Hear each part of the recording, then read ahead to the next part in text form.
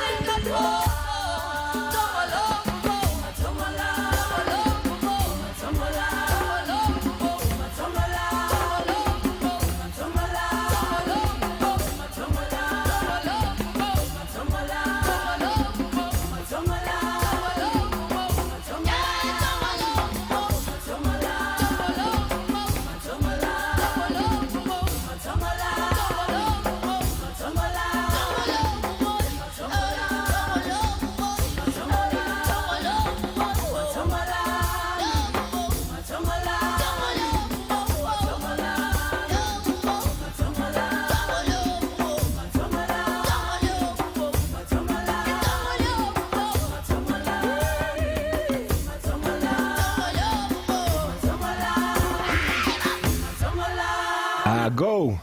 African cultural response to slavery and oppression in the Americas and the Caribbean began on the shores of West Africa when captured Africans tried to take African soil into their mouths and sometimes in their hands onto the slave ship.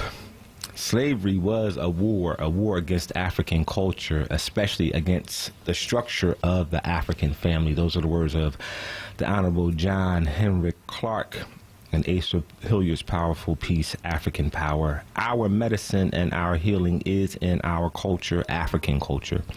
And to it we must return if we want African black life. Indeed, we pour libation to cleanse us and connect us to our culture, to preserve and serve Ma'at. for we Africans are one lest we forget.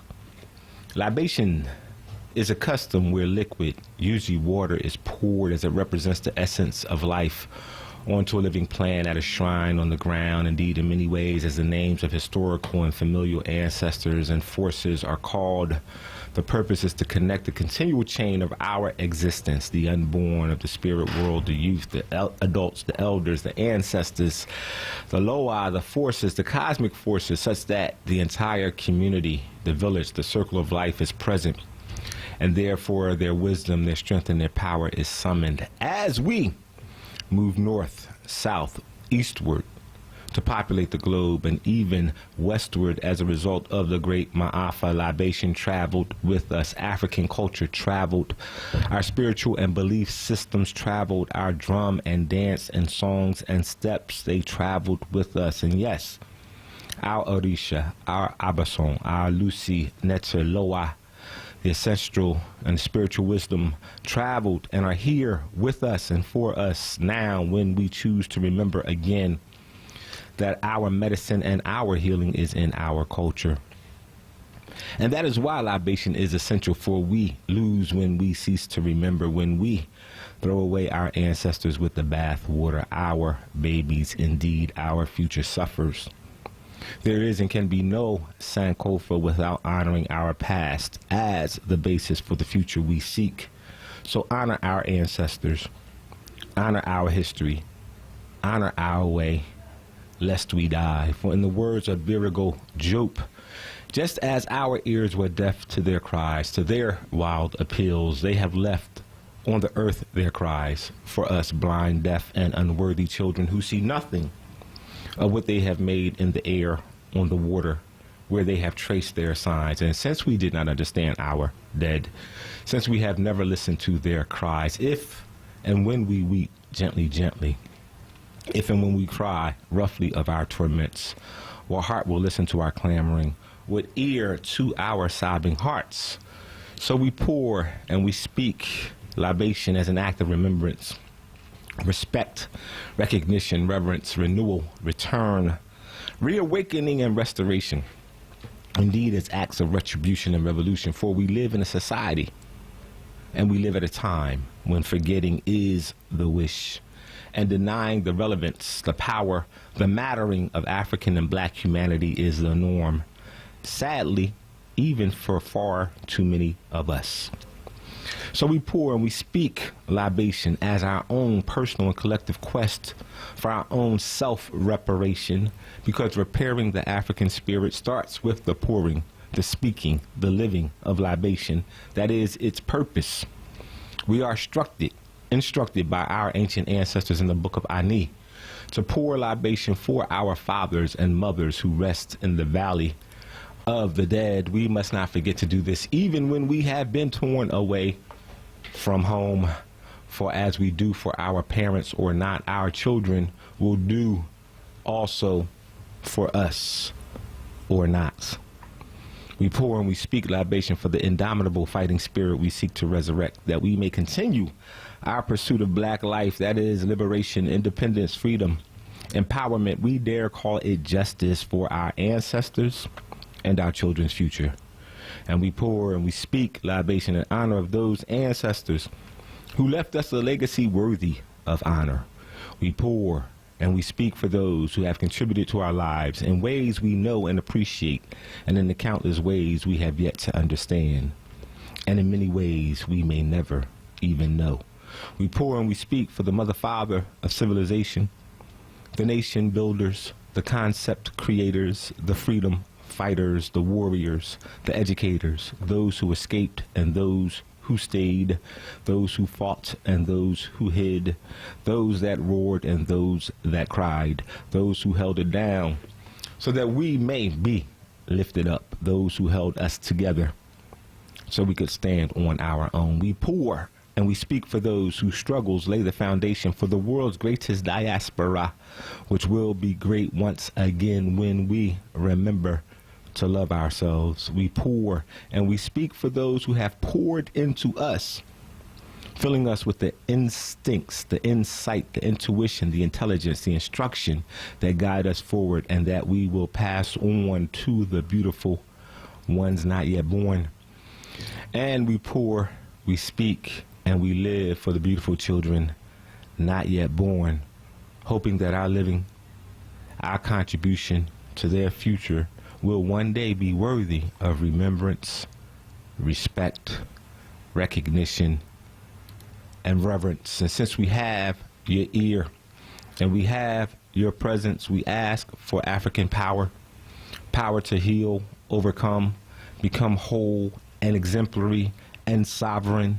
Once again, Ashe, Aluta Continua, Uhuru Sasa, Black Power, Ubuntu, I am we, and we are one. So let the healing begin. Let our healing continue.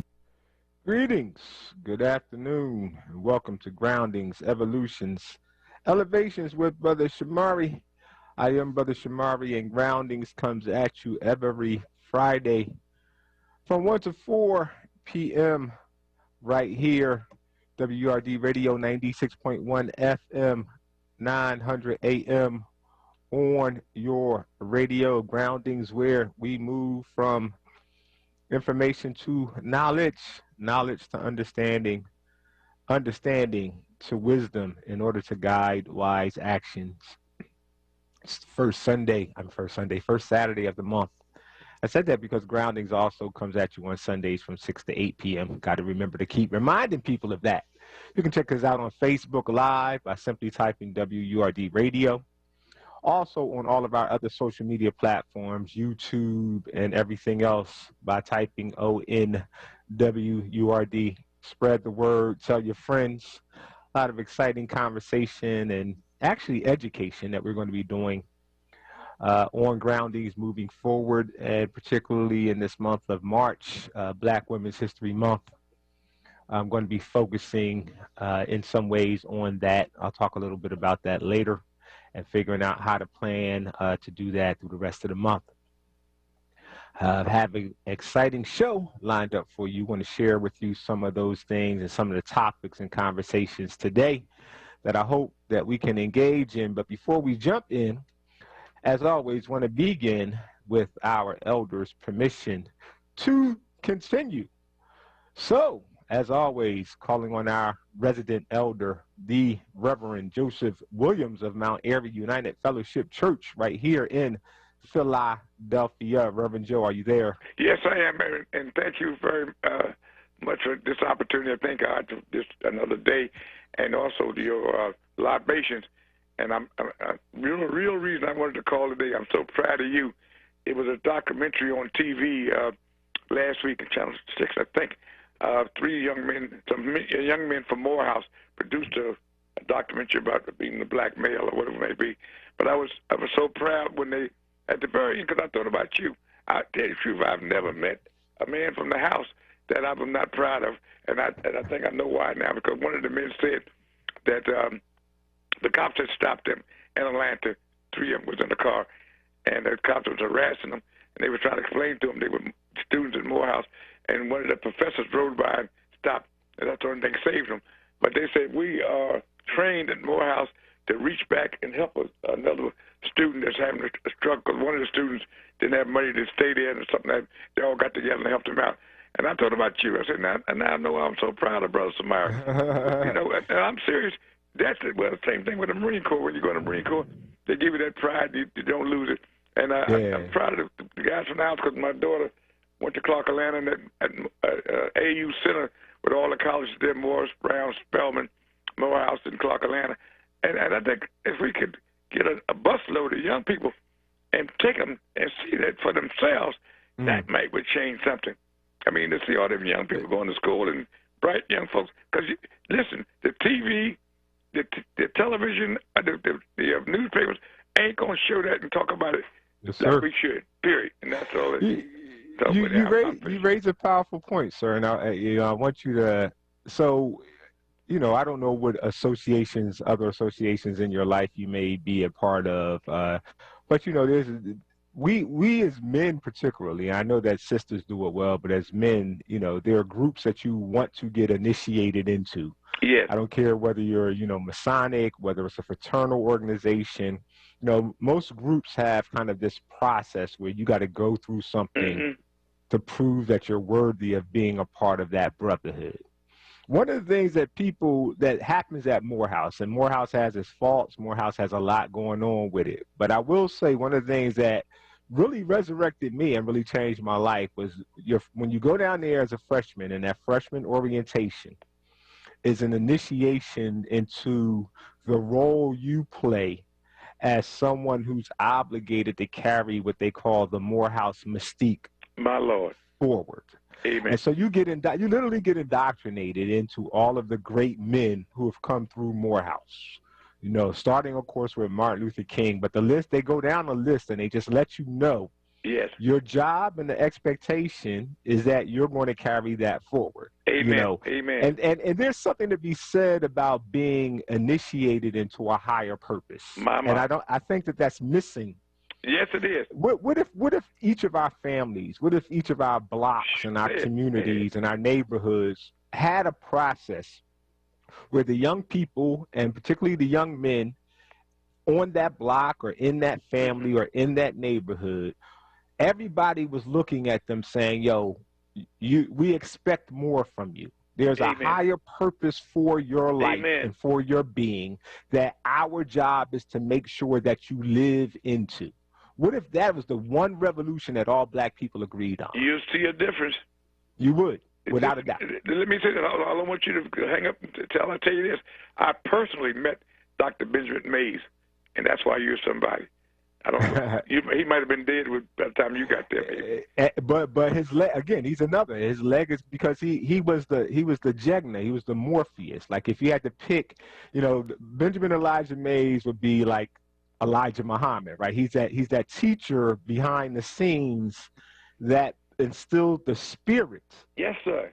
The purpose in you. That's what I'm talking about. And then you have this apparatus that is obligated to carry that forward. That's ironic because that's kind of the conversation, the focus I'm going to be talking about today. So it's just, aligned. I won't even call it ironic. I'll call it aligned. Aligned confirmation because we're missing that. Yes, and sir. And it's for our young people in general, male and female. Our village is not aligned to call them forward to a higher purpose. That's right. And that is really something we have to return to if we want more for ourselves and for our people. Yes, and I'm proud of you. Well, thank you.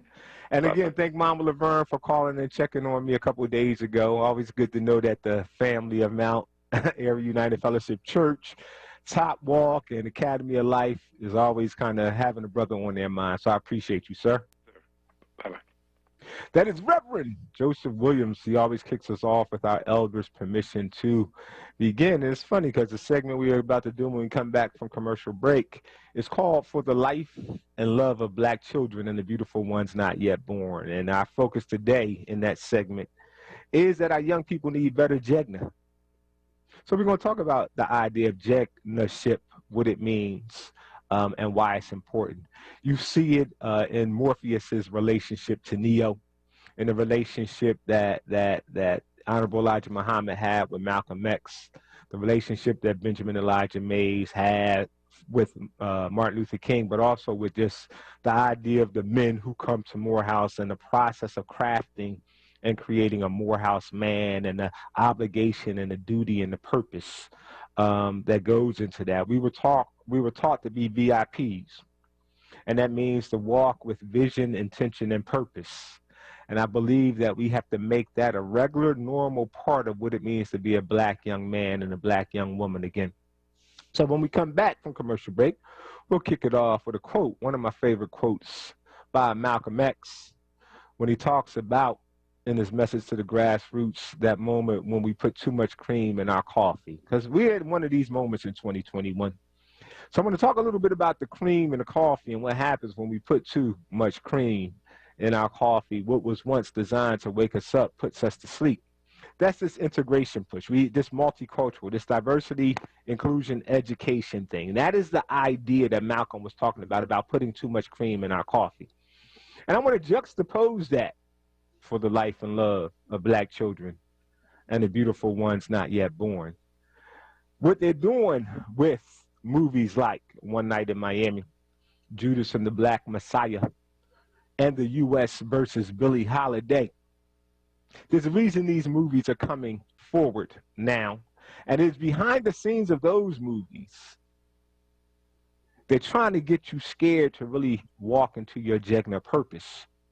And they want you to believe that this apparatus that they constructed and never got rid of, called COINTELPRO, is bigger than your role as Jegna. And so they're trying to implicitly put us in fear that when you push to become a black identity extremist, i.e. someone who is proud to be black, there's this apparatus that's at work, that's been at work in many ways since the rise of the Honorable Marcus Messiah Garvey, to work against the rise of what they call the Black Messiah, the Black Mosiah, the Black Jegna. And they're trying to really get us scared. They're trying to give you your Messiah, Fred Hampton, Malcolm X, Sam Cooke, Muhammad Ali, Billie Holiday. And they're trying to really imply to you that when those people begin to walk into their role as Jegna or walk into their role as Morpheus, when they transition from the student to the teacher, that this apparatus helmed by J. Edgar Hoover called COINTELPRO came down and took them away.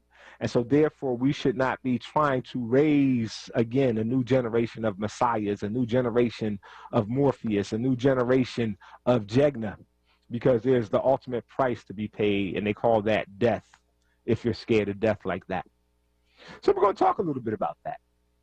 We're going to talk about the need that if we really want life and love for the beautiful ones not yet born, life, liberation, independence, freedom, and empowerment, if we want to bring that to the beautiful ones not yet born and to our black children who deserve that by any means necessary, then we got to begin to resurrect the Jegna. Bring forward better Jegna. Our children deserve better Jegna. And that's what we're going to talk about right here on Groundings, Evolutions, Elevations with Brother Shamari, because there's an attack on the idea right now, the apparatus right now, the spirit right now of bringing that forward. And we will not take a knee to our obligation to be and become the Jegna and the Jegnot that our beautiful black children and the beautiful ones not yet born so rightly deserve. We are coming up on a commercial break, and when we come back, we're going to dive right in. We're going to start by listening to the voice of Malcolm X, Too Black, Too Strong. Then we're going to have a conversation about how we begin to model, again, the spirit, the role, and the purpose of Jegnaship.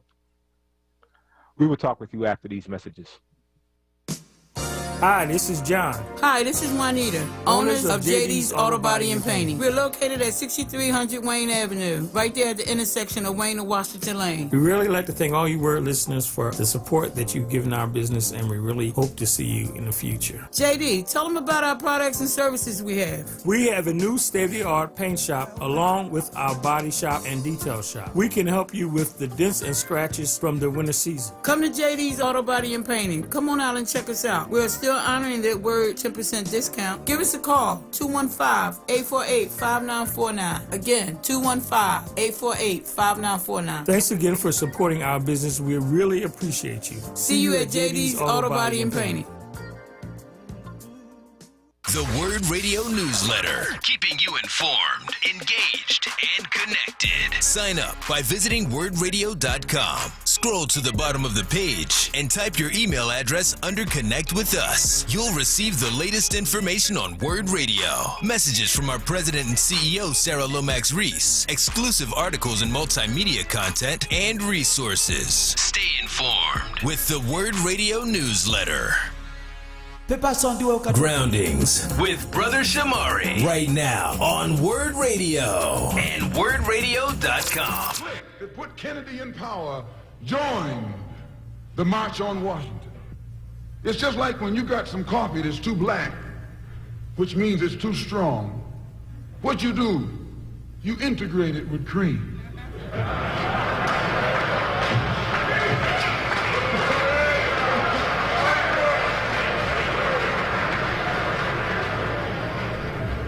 You make it weak. If you pour too much cream in, you won't even know you ever had coffee. It used to be hot, it becomes cool.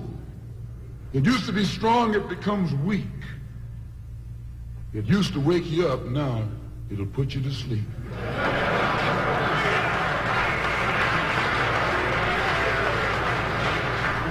This is what they did with the March on Washington. They joined it. They didn't integrate it, they infiltrated it. They joined it, became a part of it, took it over. And as they took it over, it lost its militancy. They ceased to be angry. They ceased to be hot. They ceased to be uncompromising. Why, it even ceased to be a march. It became a picnic, a circus.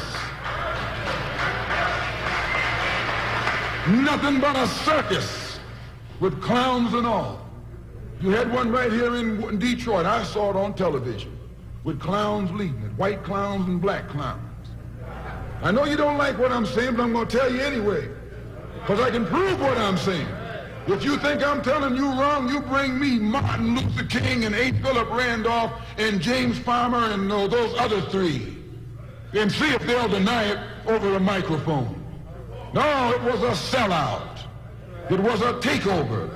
When James Baldwin came in from Paris, they wouldn't let him talk because they couldn't make him go by the script. Burt Lancaster read the speech that Baldwin was supposed to make. They wouldn't let Baldwin get up there because they know Baldwin liable to say anything.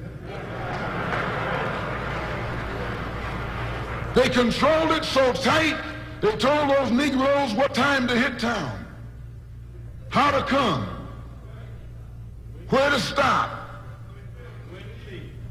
what sign to carry, what song to sing, what speech they could make and what speech they couldn't make, and then told them to get out of town by sundown.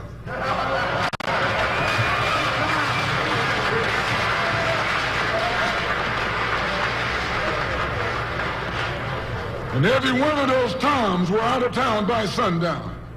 Now, I know you don't like my saying this, but I can back it up. It was a circus, a performance. It beat anything Hollywood could ever do. The performance of the year. Ruther and those other three devils should get a Academy Award for the best actors because they acted like they really loved Negroes and fooled a whole lot of Negroes. And the 6 Negro leaders should get an award too. And welcome back to Groundings, Evolutions, Elevations with Brother Shamari. Those are the words of Malcolm X in his speech, Message to the Grassroots, warning us about what happens when you put too much cream in your black coffee. And I think that, you know, we're at a crossroads, y'all. The messaging kind of presents this divided, if you will, this bifurcated choice option. One says, black people, if you're going to be all right in America, if you're going to make it, you got to go down this path. Multicultural, diversity, inclusion, equity. You know, you got to join with everybody. Everybody's issue got to become your issue because your issues by themselves don't matter. You got to put some cream in your coffee. The other thing I want us to remember is that cream also has a meaning in the black community from an old hip-hop song. Cash rules everything around me.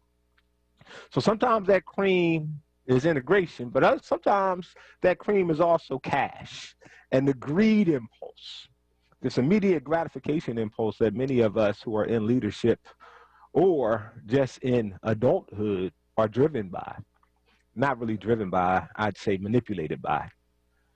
But we have a challenge right now because our children, black children, and the beautiful ones not yet born, we need better Jegna. We need people who are going to stand in their purpose, stand in their vision, intention, and their purpose, become VIPs again. Let's talk a little bit about this, because what I want to do is kind of talk to you about what a Jegna does. And I have a slogan, Jegna, make and join messiahs. We'll talk a little bit about that and what that means. And then when I open up the phone lines, I'm going to ask you a question. The question is real simple for the rest of our time here in this 2 o'clock hour. I break down the role of Jegna into a modeling role. You heard us talk about modeling when I was having a conversation with Reverend Joe. And I'm going to put out there today for our discussion 4 sources of modeling. I call them the role model, the real model, the red model, and the real model. I will explain. Role model, we're familiar with the terminology, is someone who you might not necessarily have an affinity or personal relationship with, but you see them enacting in a way that you would want to replicate. You would want to learn from them. Role model. Real model is someone that you do have, and when I say real this time, I mean R-E-A-L, someone that you do have an affinity or a relationship with. You actually connect with them or connected with them in real life, and the way they live their life is a way that you would want to learn from and replicate. Role model, real model. Then there's what I call the red model.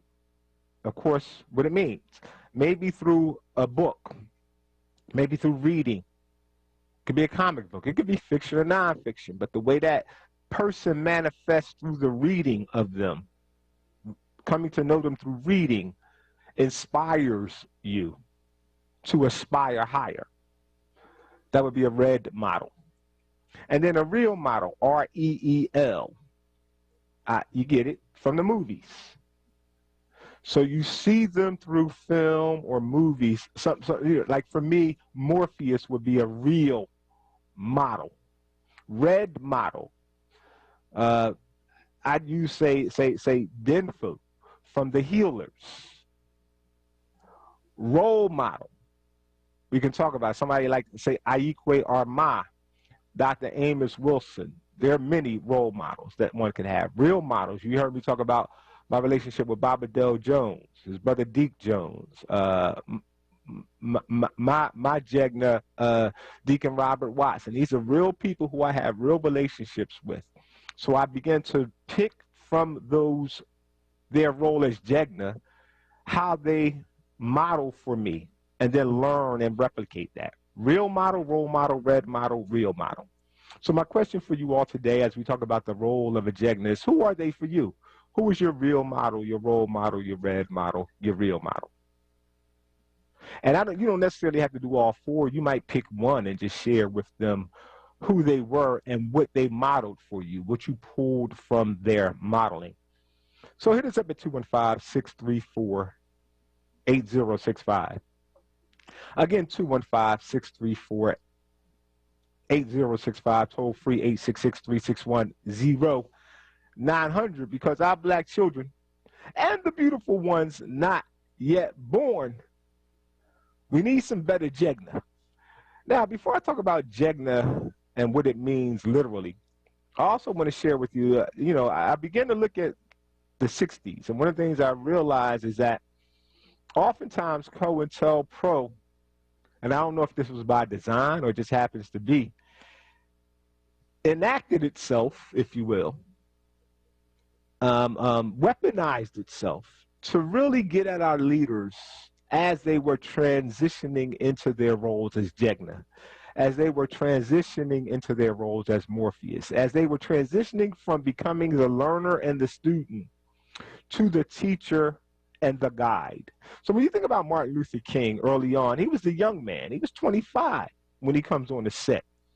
Everybody around him is elders and older in the church infrastructure, in the SL, the Southern Leadership Christian Association and all that kind of stuff. Then for whatever reason, and we need to go back and really get the story right about this, and I don't know it well enough to say it, but all of a sudden you look up at those early on people like Abernathy and Joseph Lowry and others. They're not the people who were with him after a certain point, let's say 65. And then he is kind of like the old head as we approach 65 to 68. And he is surrounded by people who are, relationally his young boys, Jesse Jackson, Andy Young, and others.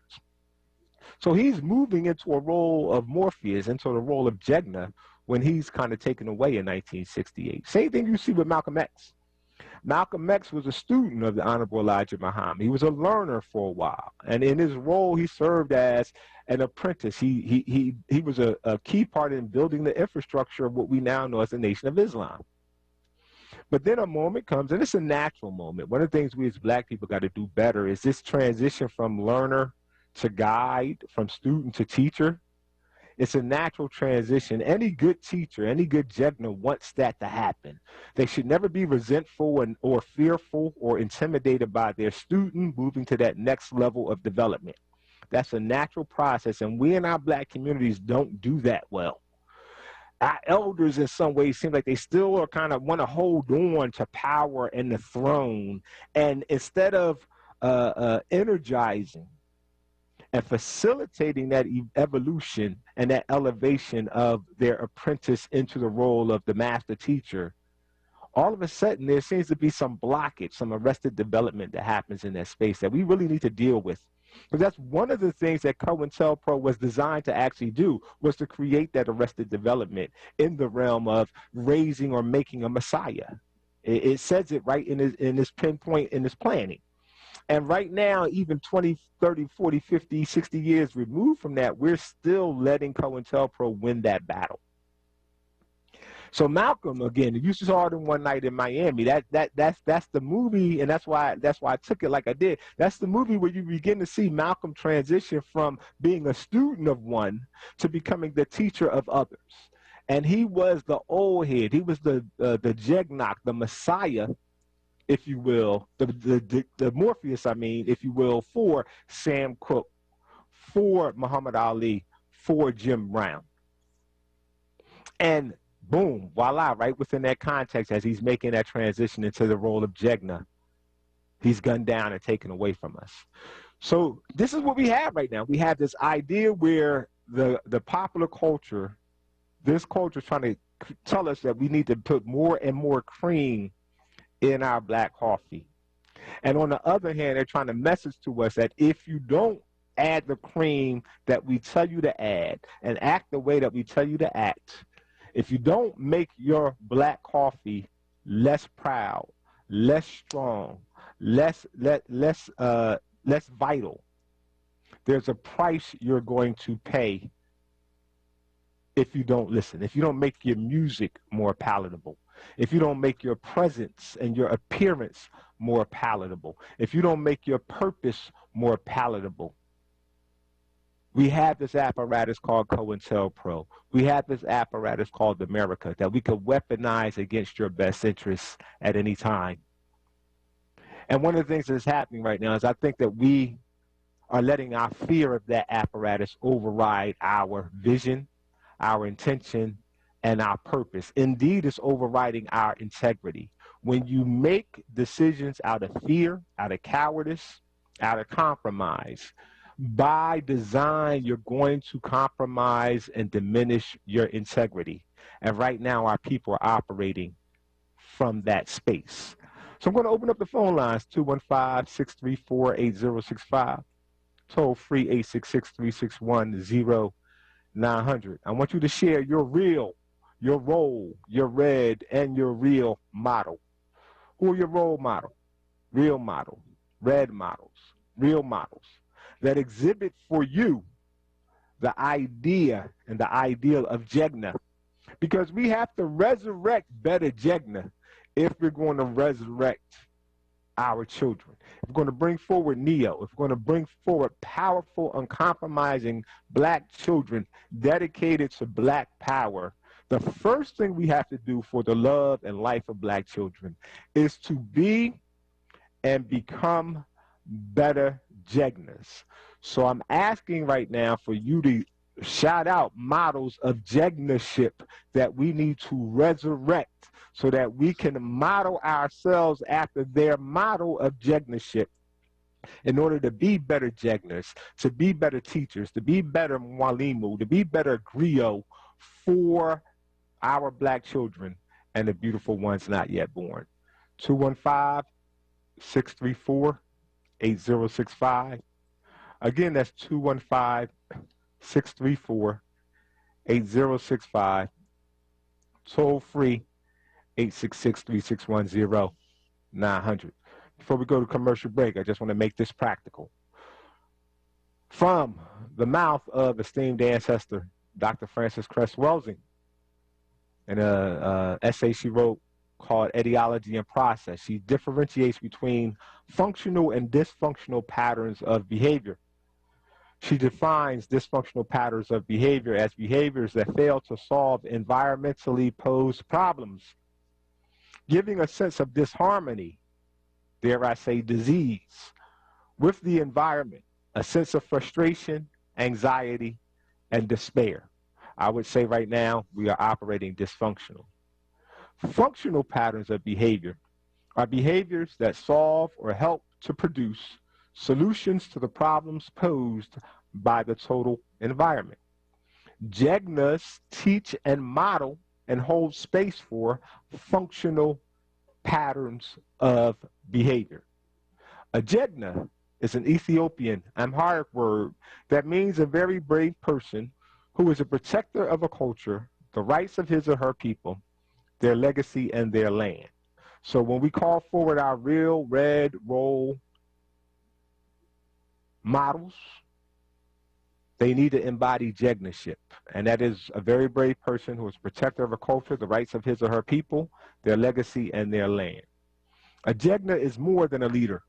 She or he is someone who is not afraid to speak truth to power and to bring power to their truth. They're uncompromised and full of integrity. JEGNA are those who have, number one, been tested in struggle or battle.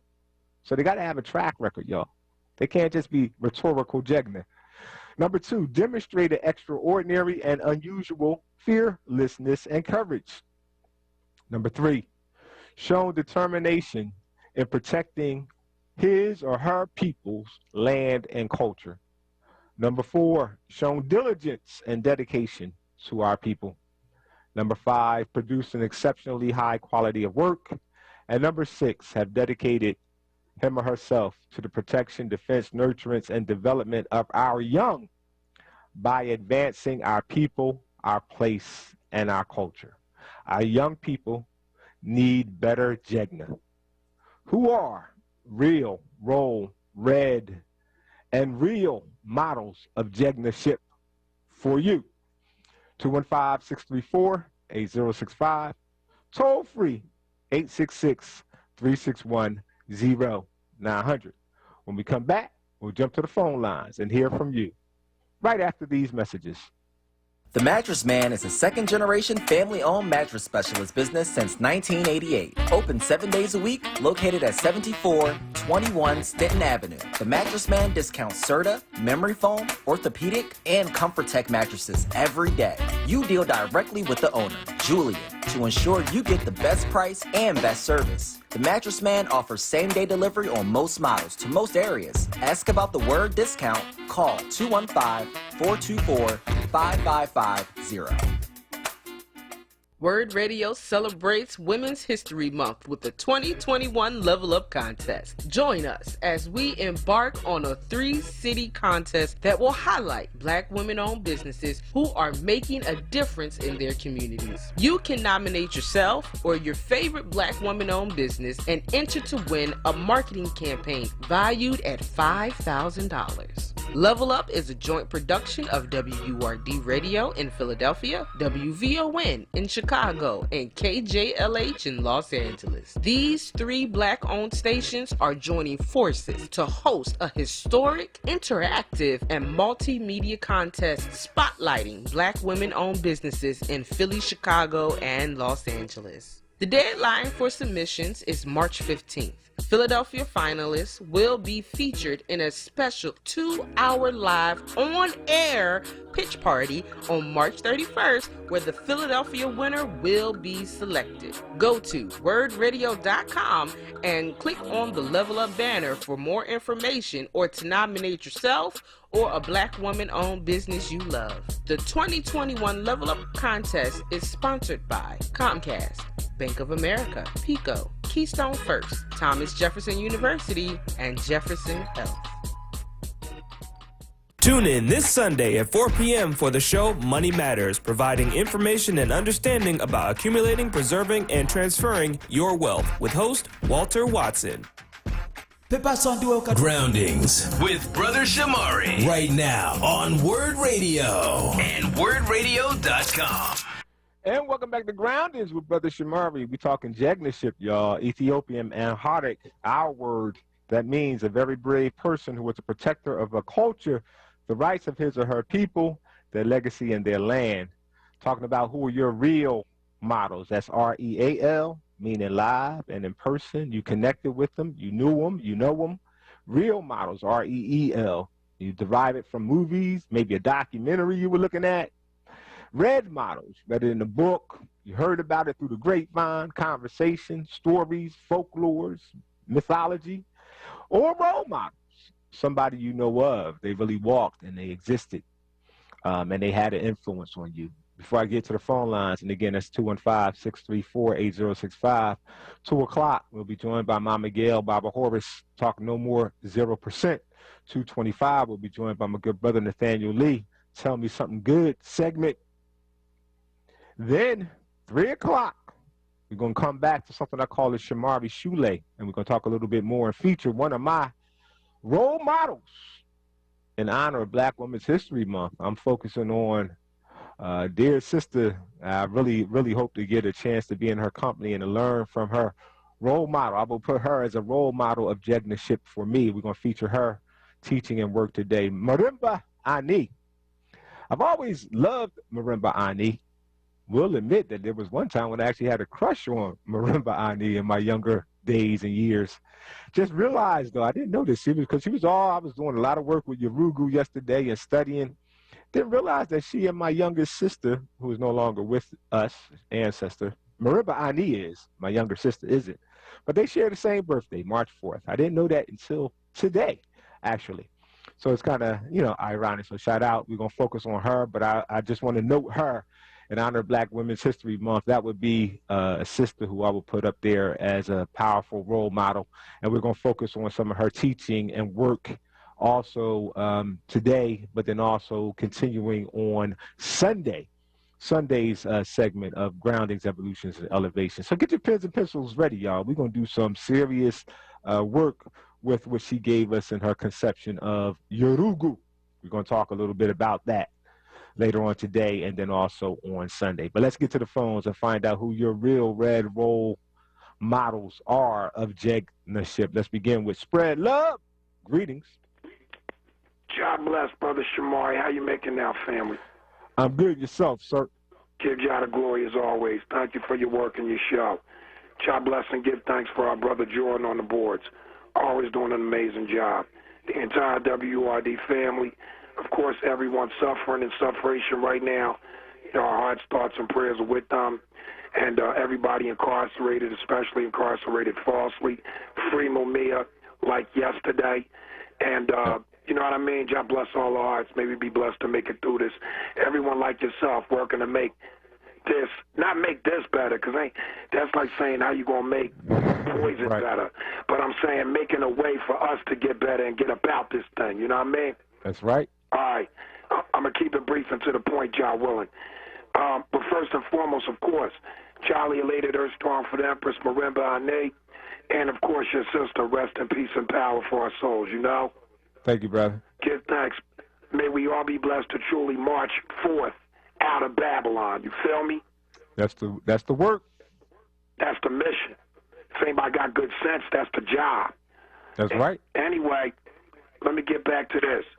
As far as Jetna, and thanks for using the Ethiopian word because you know how that applies. First, there's the beautiful black man we refer to as Jah Christ. Praises Imperial Majesty Emperor King Ali Selassie I, Jah Rastafari, Empress Man. All right? Next on that list for me, Malcolm X. Straight up and down. Reading his autobiography, flip the switch. Reading my Bible, open the door. But the thing I like about Brother Malcolm and Brother Jah Christ, they priceless. You can't purchase them. That's right. I'm listening to all these people who sound purchased. Forget me. They really do sound bought and sold. And I mean real rap. Anyway, we can get on more to that later, but hold tight. This is the news bulletin I got to hit you with. I saw last night, and I know people are going to halfway believe this now because some mainstream media said it. On NBC Nightly News, they're talking about how at least one, if not several, of the COVID vaccines here in the U.S. amongst other vaccines here in the U.S., were actually developed by using the cells of aborted fetuses. This is for y'all that want to put that in your body. Yeah. Hold on, wait a minute. How come I had to hear that first? Well, I was made aware that was going on years ago. They reminded me. But in the modern text, how come I had to hear that first on NBC Nightly News and not on WURD? Make me wonder. That's a good question, man. I don't know if it's necessarily true. It depends on who and what you listen to on WURD. You know, and I will just say, man, people who listen to WURD got to start appreciating the conversations that happen on the weekends a lot more, because a lot of science and knowledge comes from these weekend shows that is a lot more grounded in our cultural and ancestral ways. I'm gonna just leave it at that. Let me put this to it. All right, and I'm not disagreeing with you, family. You know I'm with you. Listen to this real quick, because I was reading this earlier today and it struck me. You know how they got that TV show called Blackish? Uh-huh. All right, well, I came across the word in WURD, Job chapter 6, and it's verse 16, but I'm going to start here with verse 15 so y'all can read along with us and get your mind right. It says in verse 15, my brethren have dealt deceitfully as a brook, and as the stream of brooks they pass away, which are blackish by reason of the ice, and where the snow is hid. What time they wax warm, they vanish. When it is hot, they are consumed out of place. So, hey. Tell me where that is again. What's that reference? It's in, you know me, G. Read your Bible. Job, the book of Job, chapter 6. Blackish is in verse 16. Okay. And I just read verse 15 to 17, not to 18. I'm gonna check that out, because that's the challenge. What happens is we got this black coffee, and instead of wanting it black, we want it blackish.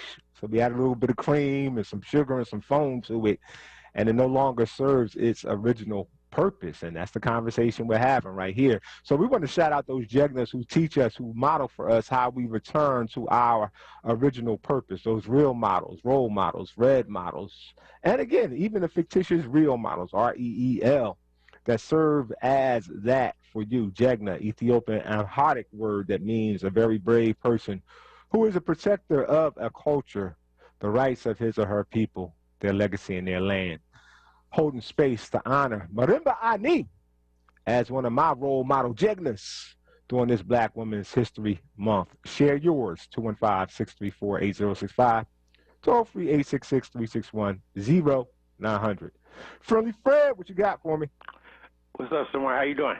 I'm doing good. All right, before I get started, I just want to say, first of all, Maurice White was my father figure, and the guiding lights and the guiding stars and the brighter lights were my guide, and they taught me a lot of things. But I just want to say this: the family prayer. Dear Lord, our heart's desire is to live in harmony and unity with each other. Bind your love to our hearts so we can live in perfect unity together. Teach us to care for our family members and forgive others their mistakes. Dear Lord, we ask you that if we ask for wisdom, you freely give it to us. But you are a chosen people, a royal priesthood, a holy nation, God's special possession, a peculiar people, that you may declare the promise of him whom called you out of darkness into his wonderful light.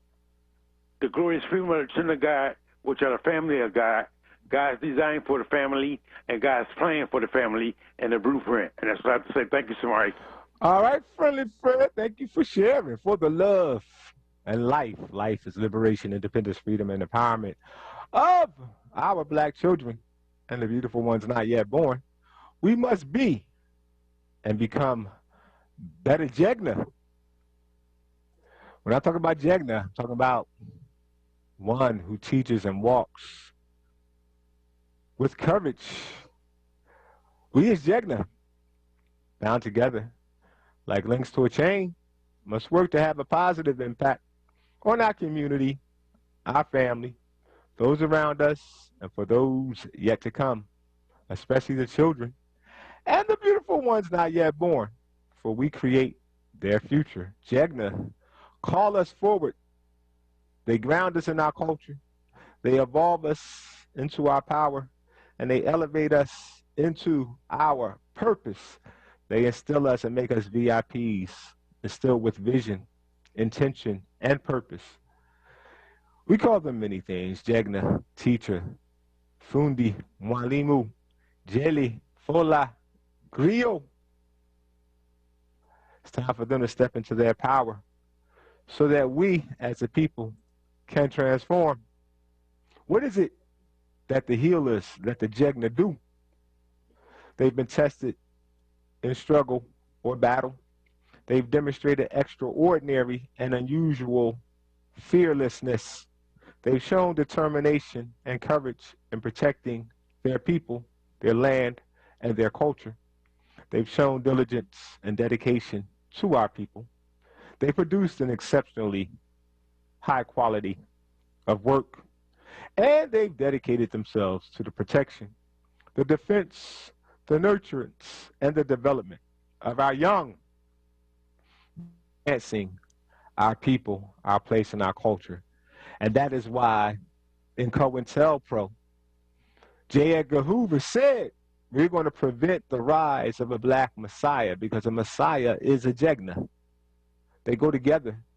If you really understand what the word messiah means and meant in its context, then we would understand that Jegna and messiah are the same function. Before we go to commercial break, let's take a call from Tyrone. Hello? Hello? Yes, peace and blessings. Hello? Oh. Hello? Hello? Yes, peace and blessings. Peace. All right. I'm sorry. I thought you said you were going to break. Did you? No, before break. Yes, you're on. Sorry. Excuse me, good brother. First of all, peace and blessings to you, Brother Jordan, and much love to my WURD family.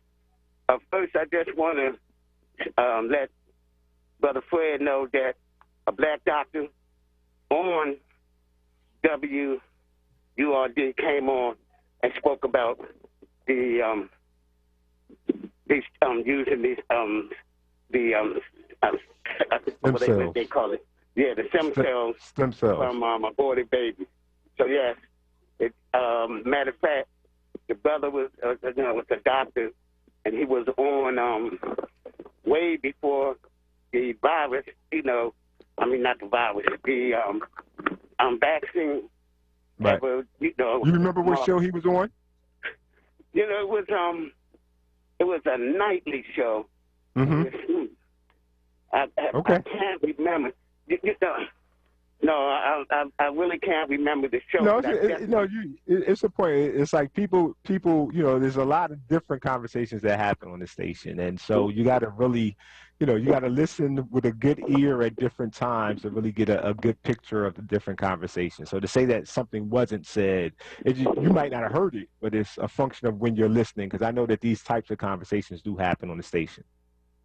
And see, Brother Tamari, I'm familiar with it because when I heard the brother speak on it, I asked a question to several other doctors who was talking about it as they was preparing for it to hit the mark. Bring it to the marketplace. Right. So that's why I'm definitely familiar with that conversation. And also, thank you for your clarity. I just want to end with this. I truly, truly appreciate you when you spoke to my pastor, Reverend Joe, when you had mentioned about you want to start your ministry. And I'm telling you, brother, you're righteous, and you are one of the brothers that really try to get us to understand who we are and to really have belief in who we are know, and not worry about all the nonsense that's coming at us, but actually just preparing ourselves to move forward. So when you said that, I said, look, whatever you do and however you do it, brother, you can count me in. I love you, good brother. I appreciate it, Baba Tyrone. I always appreciate your support. And again, always the support and the encouragement of the elders always holds a special place for me. So I thank you. Coming up on the commercial break, when we come back, we'll get started with No More 0% with Mama Gail and Baba Horace Cloughton. So stay tuned.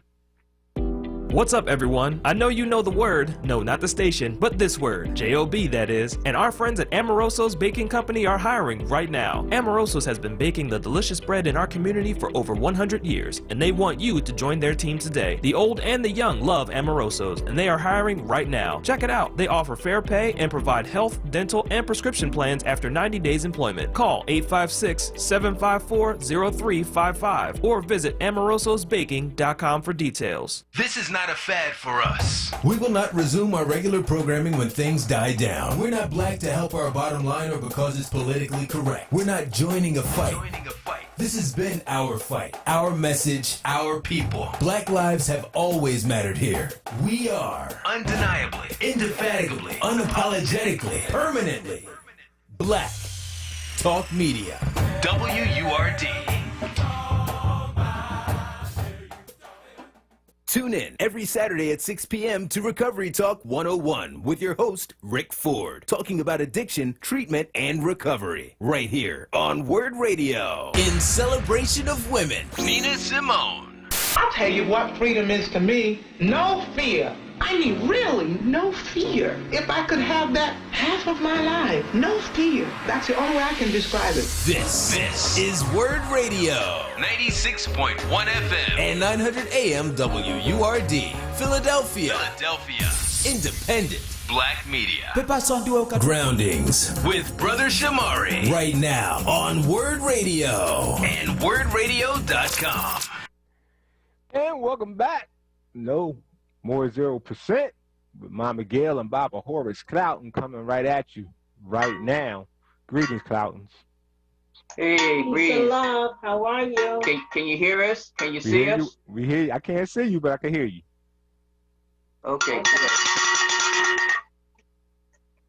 Hey, how you doing today? I'm going well. I'm going on mute. It's on y'all. I'm ready to listen and learn. Okay, well, let's get started. You know, I always start off by saying I listen to the WURD airways, and you know, I just like the people to know when we talk about education, we're talking about education in Philadelphia. You know, when there's experts that come on over the airwaves and don't know about Philadelphia, talking about education, can they really help us? You know, I heard on the WURD airways that Dr. Height is a good superintendent and has that reputation around the world. Around the country. Well, I just like to ask the audience, does 92%, that's 194 schools operating at an F in student achievement, makes him a good superintendent?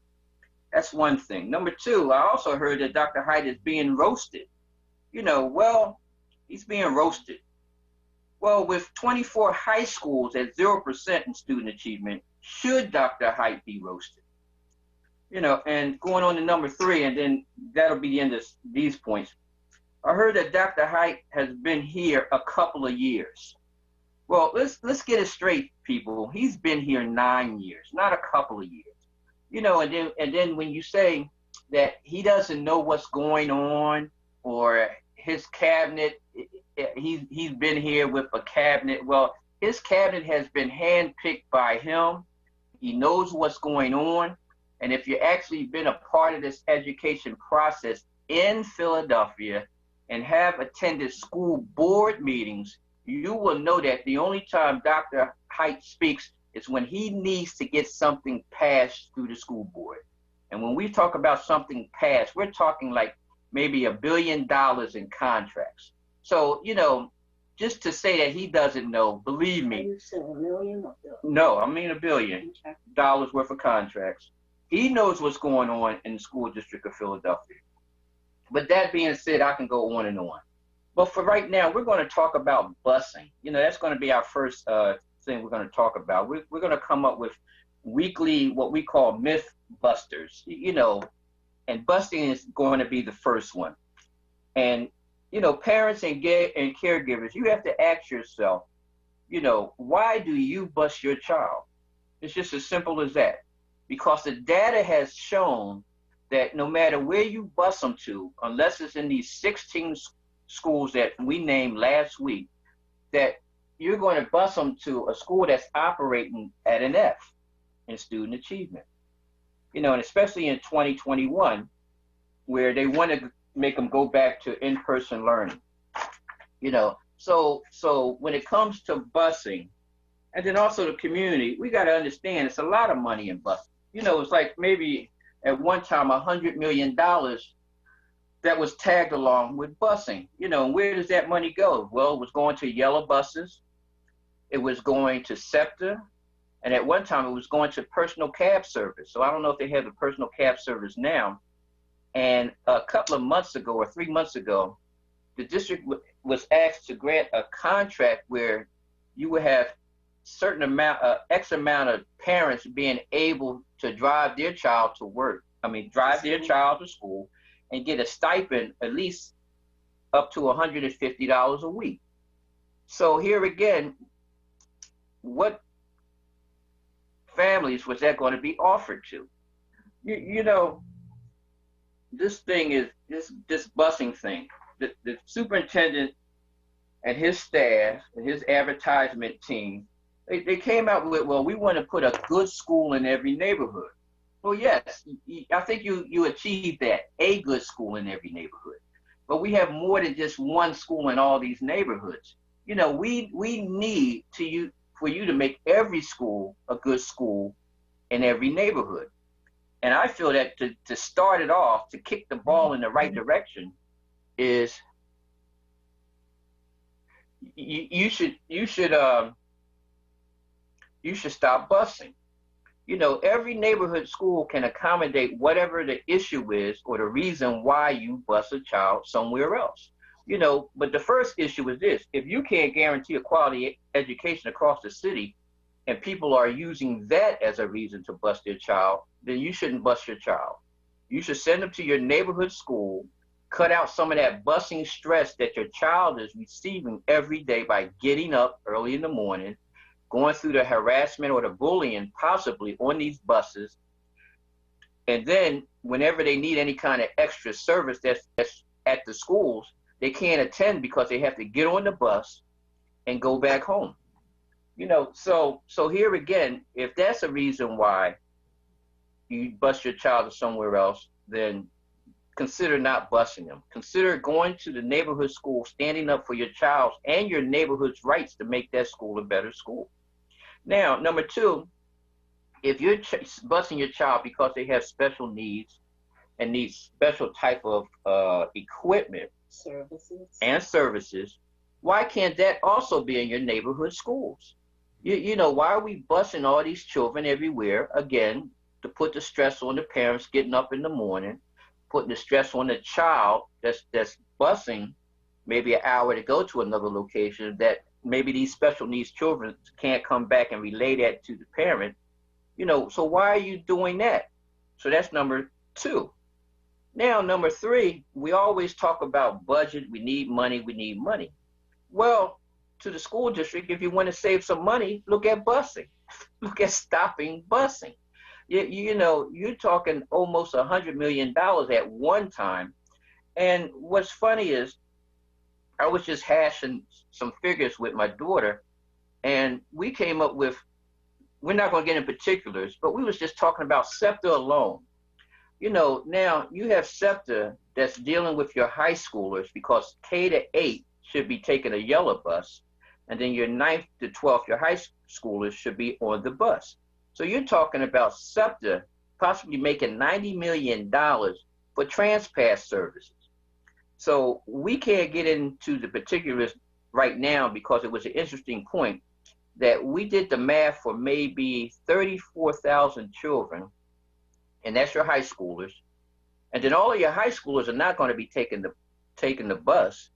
But yet we came up with a rough figure, maybe $33 million if we actually, or that school district actually went out and purchased the trans passes themselves and brought them back to the schools and gave them out. But within that $90 million, here SEPTA was providing a door-to-door service. So, does it make sense to maybe come up with a $60 million add-on for door-to-door service delivering trans passes? So, I mean, these numbers can be validated if we actually knew the particulars of these contracts, the particulars of the number of children, the locations and all. But here again, we're talking mismanagement of funds. We're talking about, teachers always crying that they got to go in their pockets and buy some materials. Here again, this busing issue is worth a lot of money, can relieve a lot of stress, can also bring back and empower the community to say, hey, I live right up the street. We're going to go right up the street and we're going to get this thing straight with my child receiving a quality education. Right. So busing,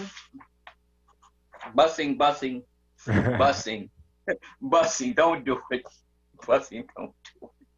No, but consider not doing it for the new year coming up in September, when you're actually thinking about when they get you back into the in-person learning, and you can actually say, hey, I don't want to bus my child.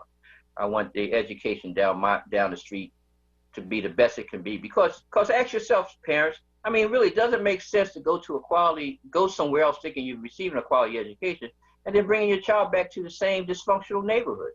It just doesn't make any sense. You got to help us, help you, help everybody else. When they talk about this crime, when they talk about unemployment, when they talk about the literacy rate, when they talk about, the 3rd and 8th graders, when it comes to math, not doing what they're supposed to be doing, you can go right down the street, mobilize your parents in your neighborhoods. We're talking about your neighbors to make these schools better, and then to help the Board of Education, since they're on this platform, to help counter all the ills, the systemic racism they talk about, the accountability of these teachers, principals, even Dr. Height, these accountabilities. This is where it starts, right in your neighborhood, right with your neighbors. So, power to the people. I think I heard you said that earlier, power to the people. Let's get some power to the people, really use it. I mean, we can always pull up something in history that shows us that, yeah, it has been done, but it's 2021 right now. We need to change. We need to create our own history and change this thing. Yes, sir. I want to remind the listening audience, and first, let me say again, peace and love. If I didn't say it, peace and love. Over 2,000 people signed a petition of no confidence in regards to the superintendent, Dr. Height. And that was a few months ago. And it was started by people that work in the system. I believe it was started by the principals.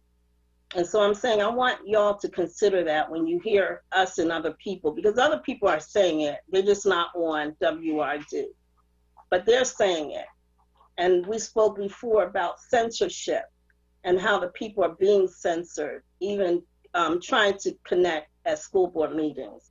I want to go back to what my husband was saying. And I want to talk about the importance of knowing what's happening with transportation, or what was happening before COVID with transportation, and why things got worse and worse, and why I believe things have gotten worse and worse in the streets, because I think a lot of the behavior was learned in schools. So I was just making a couple of notes, and again, we have children traveling 1.5 to 3 hours a day going to school. 1.5 to 3 hours a day coming home from school. For children, elementary school children, 3 hours going and coming is a long time to be on a bus. We have a situation when you have busing where parents and guardians, it's difficult oftentimes for them to be involved because of the travel time. Even when they don't have cars or vehicles to travel themselves, they have to get on SEPTA. So it will take about the same travel time to go and come for parent meetings or any kind of involvement in schools. You have bullying on the buses. I know of situations where buses on Roosevelt Boulevard had to be stopped so they could call the police because of the behavior on the buses. Tutoring, as my husband mentioned, we have tutoring in many schools that is in the afternoon when school is dismissed. And many of the children cannot get the help that they need after traveling that far because they're on the buses. If there's any kind of activities that they want to be involved in, they're excluded from it because they must be on that bus at a certain time. And so I want people to think about that and know that you can change this. When they're talking about in-person services or in-person school again, these are the things our children have been experiencing. When we talk about busing, I believe busing was done to desegregate or mix the children. That's what I think it was started for. And if that's the case, many of these children are going to schools where it's predominantly Black. Very seldom are you seeing where they're being bused to, where they're being mixed with Caucasian children. Maybe the staff might be desegregated or mixed to a small degree, but definitely not the children. So that's something to think about. What we're going to be advocating for is us coming together. I want to thank all the people that have called me that want to be involved, because we're going to do a Zoom meeting, and we want you to call our number 267-379-6184 and say, I want to be involved. I still want to be involved. 267-379-6184. This is one of the best times, I believe, for our children in history, because our parents right now have a focus. They now can see how much their children have not learned with them sending them to school every day. They know how much they don't know, their children don't know. Grandmoms that are watching grandchildren know how much their grandchildren don't know as a result of COVID. So while people are concerned about the children being at home, and they're talking about what could be happening in the home, I'm going to tell you, you can't even begin to believe what was happening in the schools that was hidden. I was in there. I got to see what was going on. And I'm telling you, when our children go back to school, you better stand up and say, we don't just want the staff involved. We want community oversight in every school where children are going back to school. We want community oversight, because you have no idea what was going on in those schools prior to COVID. And I'm saying for people who did not want to go back to school, who may be feeling like they're being forced to go back to school, and a lot of those teachers, and I was told this by a principal, that teachers travel an hour and a half to and from school. So I'm saying to you, if they've been trying to stay out all this time and now they're going back, they may have a little different kind of attitude now, maybe worse than it was before. And so it's important for you to understand if you must, that it's important and that it is our time. You have no idea. I'm going to say it again. All the good people that are in these schools, guess what? That's great. However, you have no idea the other stuff that's been going on that's influenced your children and caused the behavior that they exhibit right now, or your neighbor's children, the behavior that they exhibit that many of them learned in the schools, not at home, in the schools, because they were on the buses and in the schools longer than they were at home each day, Monday through Friday. Our number is 267-379-6184, 267-379-6184. And it's time for a union of community parents, guardians, and people that care about our children in these schools coming together. So we need you to call and say, I want to be involved now. And say thank you to us, because we deserve a thank you.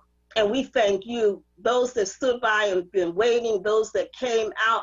I'm saying to you, for my husband and myself, thank you so much, because your prayers have helped keep us strong. We're going to keep standing, but we need you to stand with us. Peace and love, family.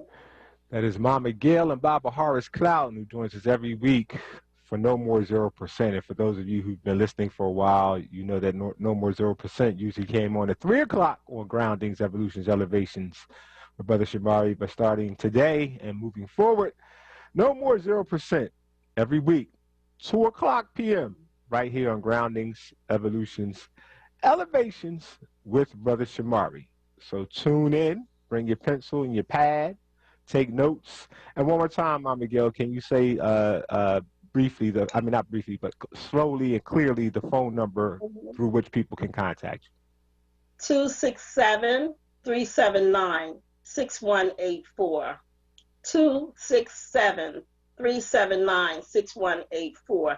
And please, family, tell people, because that's how we spread the word. 267-379-6184. Peace and love.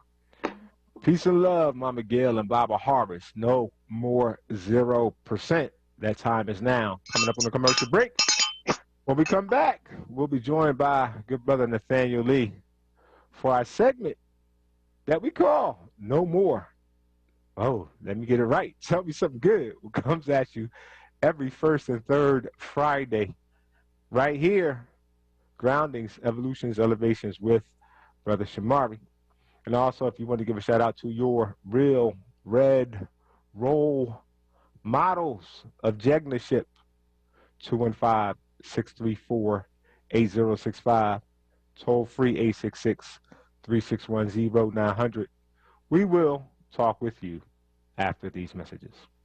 The COVID-19 crisis has made it difficult for many students to get online. Over the last 10 years, Comcast has been dedicated to advancing digital equity and closing the digital divide.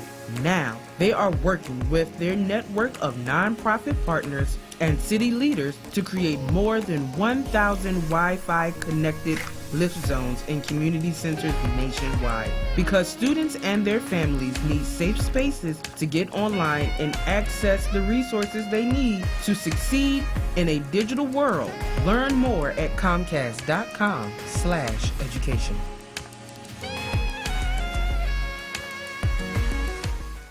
James Schuler Memorial Boxing Gym presents Around the Way Rumbling, an amateur boxing event Saturday, March 6th. The first bout is at 2 p.m. at James Schuler Memorial Gym, located at 750 North Brooklyn Street, off of 42nd and Lancaster Avenue. Boxing saves lives, and this is the perfect time to join the gym. Monthly memberships and boxing lessons are available for ages 7 through 70. For sponsorship information, call Crystal at 717-421-0512.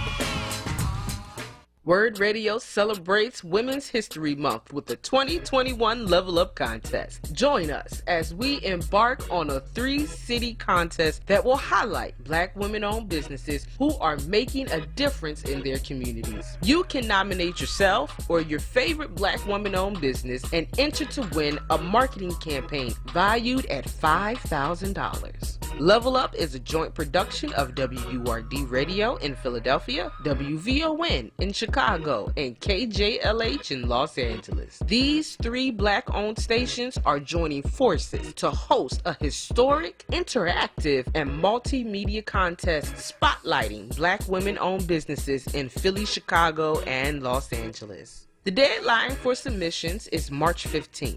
Philadelphia finalists will be featured in a special 2-hour live on-air pitch party on March 31st, where the Philadelphia winner will be selected. Go to wordradio.com and click on the Level Up banner for more information or to nominate yourself or a Black woman-owned business you love. The 2021 Level Up contest is sponsored by Comcast, Bank of America, PECO, Keystone First, Thomas Jefferson University, and Jefferson Health. Groundings with Brother Shamari right now on WURD Radio and WURDradio.com. Nice, don't say anything at all. Nobody bring me no bad news.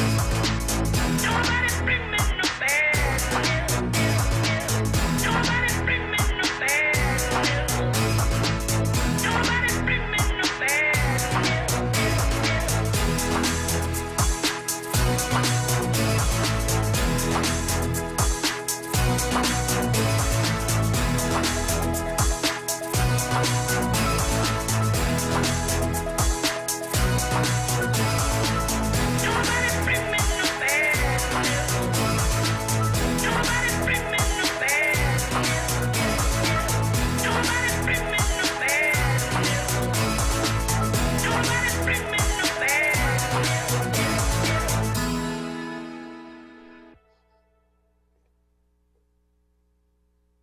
And welcome back to Groundings, Evolutions, Elevations with Brother Shamari. Whenever you hear that sound, don't nobody bring me no bad news, you know, to get ready for.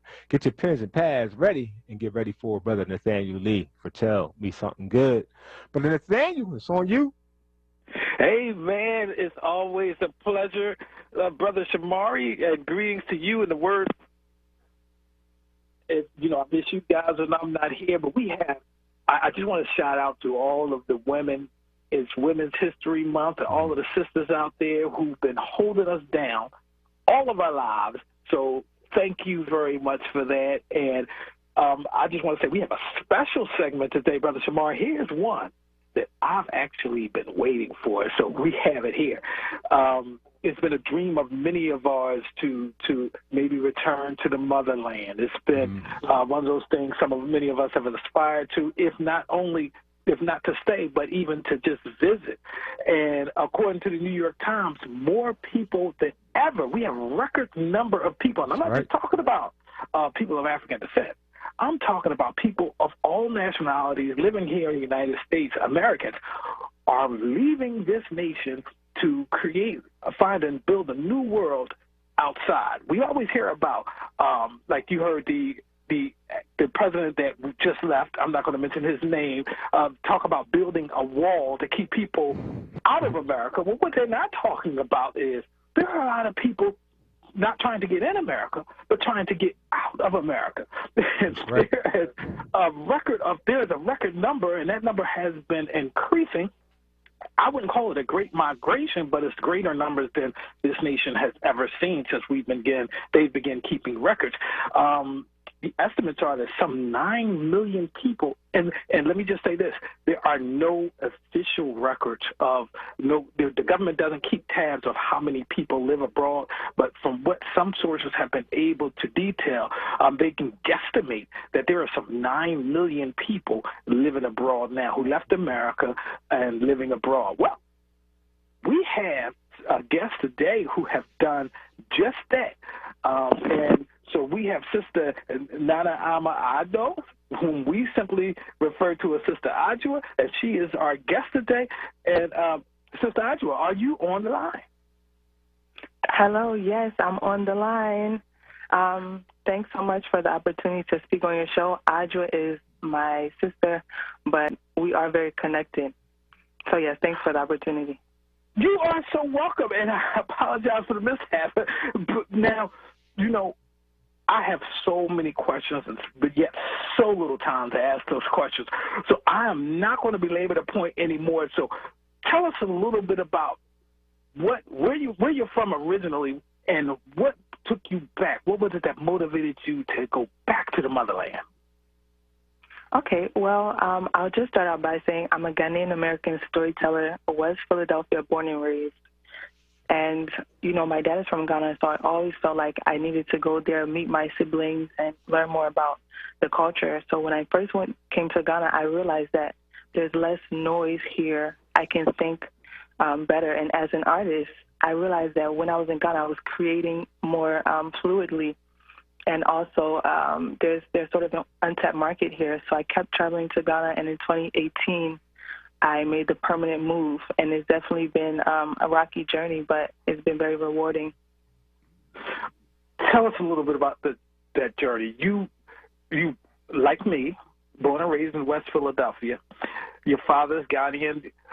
So was there like a culture shock when you first left West Philadelphia and finally made that leap overseas to Ghana? Some of the culture shocks were people referring to me as a white person. There's this assumption that all Americans have money when I'm an entrepreneur. You know, things are kind of snowballing, but I'm definitely not, you know, the daughter of Daddy Warbucks. So definitely the assumption of my economic status, some other things are, there are a lot of nuances in Ghana, whereas if you don't know what to do, people think that you're just not doing what they're expecting you to do, and it can be kind of seen as disrespectful, but it all comes with, you know, learning the culture and things like that. So I'll just ask you blankly, are you happy? Yes, I'm very happy. You know, there's a growing community of diasporans here in Ghana, and I'm doing the things that I love. There's so much natural fruit here that I feel like it helped me to decalcify my pineal gland, and I'm able to kind of get in tune with nature, speak to God more clearly without so much noise. So I'm grateful to be in Ghana, and even though there are issues, there are also communities that are, I won't say woke, but there are niche communities in Ghana, but it's just finding them and connecting to them. That's one of the things I wanted to ask you about was the community, because there are what they call them expatriates here. I call it when we go back home, I call us repatriates. We're repatriating back to our home. So tell me a little more about that, or any community of repatriates there in Ghana surrounding you. Okay, there are many communities. My business, as Tutoring Imprint, offers a community of resources for repatriation, and people can check that out on my blog, Tutoring Imprint. If you Google it, that will come up. That's ASIEDUA' imprint, as an imprint on the world. There's also Bureau of African Diaspora Affairs that exists to help people of the diaspora move to Ghana. There's also the African American Association of Ghana, Her Collective. There are other groups too that exist and that are just getting off the ground to help, create those resources for repatriates, and also that help stimulate that community when they actually touch down in the country. Can I ask you a question on that note? So how's the process similar and or different for someone like yourself who had a parent from Ghana versus someone who doesn't, who's American but wants to repatriate? Like, if people are prepping for that process now, what would your advice to them be? My advice would be to join Facebook groups that are specifically directed to expatriates or people who want to move back to Ghana. So I actually have a Facebook. It's a Facebook group that's called Seeds of Diaspora in Ghana. People can join that Facebook group. There's another Facebook group called Sisters Moving to Ghana. There's a lot of black Ghana focused groups on Facebook. I would also tell people to watch YouTube videos, see if they can find some Ghanaian friends that they can connect with that will kind of teach them about the nuances of the culture, but a little bit of the language. Even if, your American accent is still there, Ghanaians like to see trying to speak their language. And then also thinking about if you're an entrepreneur, definitely thinking about how you're going to, continue to stack your paper while you're in Ghana, or if you're going to try to the international school as a teacher, will definitely help to stimulate economic longevity. Are there any residency requirements for visiting? Like I said, is it different for you because you had a parental genealogy that goes to Ghana versus someone like me? Like, would there be something I would have to do to establish a connection to Ghana before I could actually go through a process of repatriation? Well, in 2000, Ghana now has the right of return for descendants of the African diaspora. So last year, during the year of return, which was 2 years ago, actually, or last year, they, had their second ceremony with people of the diaspora Ghanaian citizenship. With that being said, I will also admit that there's a long list, there's a long line, and they're not giving the citizenship, people citizenship, right now. So it's definitely a process. But for me, I emigrated as, just a regular American. I was able to get my citizenship a little bit faster because of my dad being from Ghana, but there are definitely processes that exist for people like yourself or people who don't have Ghanaian parents to come to Ghana and settle with a residency permit. Great. Let me ask you, as far as preparations, for those who may be listening to us right now and they've thought about it, and they're still thinking about it, what can they do to make the transition easier? Something that people can do to make the transition easy is to think about, let's say talk to people that are Ghanaian about things that exist in the U.S. that don't exist. That way, people can already come thinking about what business they can start, how they can fill in Ghana. If you have a little bit of capital, a great idea, and the ability to build positive relationships, you can really go far. You mentioned the right of return. Elaborate on that for me, because I did hear where the Ghanaian officials opened their arms to the people of African descent here living in America. But I'd like the people listening to know a little bit more about it. What could you tell us? So the right of return is basically a mandate that says descendants of enslaved Africans have the right to have a separate immigration process back into Ghanaian society through citizenship.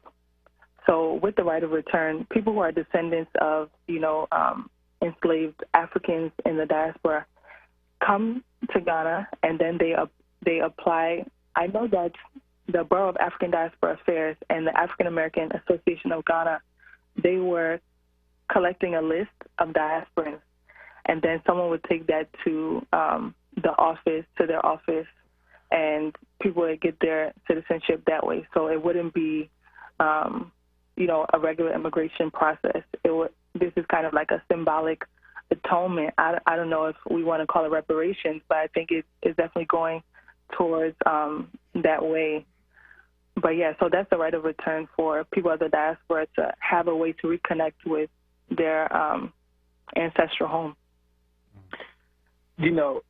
A lot of people hear about immigrants coming to the United States. Why aren't we, and when I say we, I mean people of African descent, we know that the mainstream media won't talk a lot about this, but we're not hearing a lot of this, which is why I'm so pleased to have you on now. But we're not even hearing a lot of this in the black media. Why do you think that is? I think that the kind of diasporan or expat communities are very tight-knit, and I would also say there's a focus being shifted. I think that on the global scale, America is usually in the center stage of everything. Everyone's looking at America, but as diaspora the continent. They're kind of creating these communities that are not U.S. focused. For example, on Clubhouse, there are a lot of expat groups, but since everyone's in different countries that are not America, a lot of the communities kind of, let's say, bypass the U.S. center stage, I would say. But it definitely depends on the communities that people inhabit. Ghana is a wonderful example, but are there other African nations who, like Ghana, are opening their arms, clearing a path for the descendants of Africa to return that you know of? Yes, Sierra Leone has enforced a mandate that if someone is able to prove they have Sierra Leonean ancestry, they have a right to citizenship in Sierra Leone. But the difference is that in Ghana, people don't have to prove that their ancestors were taken from Ghana for them to get citizenship. There are also communities that are African diaspora communities that are in Tanzania, in Kenya, so many different African countries. But Ghana is definitely, I would say Ghana is a forerunner, and that definitely stems from Kwame Nkrumah's extending his hand to African diaspora to come back home. So there's generations of legacy that's kind of building upon each other in Ghana. And so as far as how are you treated there? I mean, whenever you come to any place new, you're like the last person on the block. And so, especially in America, you're treated a little different than people who've been there before you, et cetera, et cetera. How are you generally treated in Ghana? Generally, I would say here it's more so of a class thing. So I would definitely say I'm treated like a rich person, and I will, invite luxury into my life. But I definitely have to hold my own. Here, people are hustling. Everyone's, trying to get a CD, which is their currency. But when they see me, they see dollars. So I definitely have to hold my own and be tenacious, bring out that West Philly. And it helps that I've studied some of the language. That helps me bring a out lot. that 52nd Street. Yes. Sometimes I even try to see if I need the North Philly because it's definitely levels. But, so it depends. If I'm in diaspora communities, things are normally fine, cool. But let's say if I'm around Ghanaians that are not financially empowered, I definitely have to be very discerning. But there's so many different kind of realities for people in Ghana. So it depends, but I definitely always keep my eyes open and my ears peeled. All right. Well, look, we are coming up on the time, so I want you to tell people one more time how they can stay in contact with you. Maybe if they want to participate in some of your repatriate communities, how they can do that. Okay, so people can connect with my brand, I See It as Imprint, online. I am on WordPress. I'm also on YouTube, where I do vlogs that show experiences of a Ghanaian American in Ghana, so people can definitely check that out. I'm also on Instagram and Facebook. All of those channels are I See It as Imprint. I'll spell it for everyone. That's ASIEDUA''S, imprint, as in my imprint on the world. People can connect with me through those channels. So can you spell that one more time? Yes, please. That's A as in apple, S as in snake, I as in, IEDUA''S. All right, since I see the word, Brother Nathaniel Lee, thank you for joining us on Groundings, Evolutions, and Elevations with Brother Shamari. That's Brother Nathaniel Lee, and every first and third Friday you can look forward to him and to telling you something good segment right here on Groundings. Coming up on a commercial break. When we come back, we'll be joined by my good brother Jeff Jones of the Community Voice of Philadelphia to talk about an upcoming leadership conversation he's going to be moderating based on the recent film Judas and the Black Messiah. We will talk with you after these messages. I went to check on Pop today. We put our hands up to the glass as if we were touching. But really, the only touching part was that we both tried to smile. That's no way to say hello or goodbye. COVID-19 vaccines are here, but until enough of us are vaccinated, we'll all still need to help slow the spread. Keep a 6-foot distance, wear a mask, and avoid indoor social gatherings. Learn more about vaccines and slowing the spread at cdc.gov/coronavirus. Brought to you by the U.S. Department of Health and Human Services. Okay, Her's new fire potato chips and cheese curls, they are spicy. Whew, they're hottest snacks yet. Hold on. Whew. But you know, it's not just heat. There's some nice sweet and savory stuff going on too. Ooh, there's that heat again. It burns, but it burns so tasty. Ooh, that's hot. Find Her's Fire Snacks at your store today. Whew. Taste the flavor, feel the heat, break out the Her's.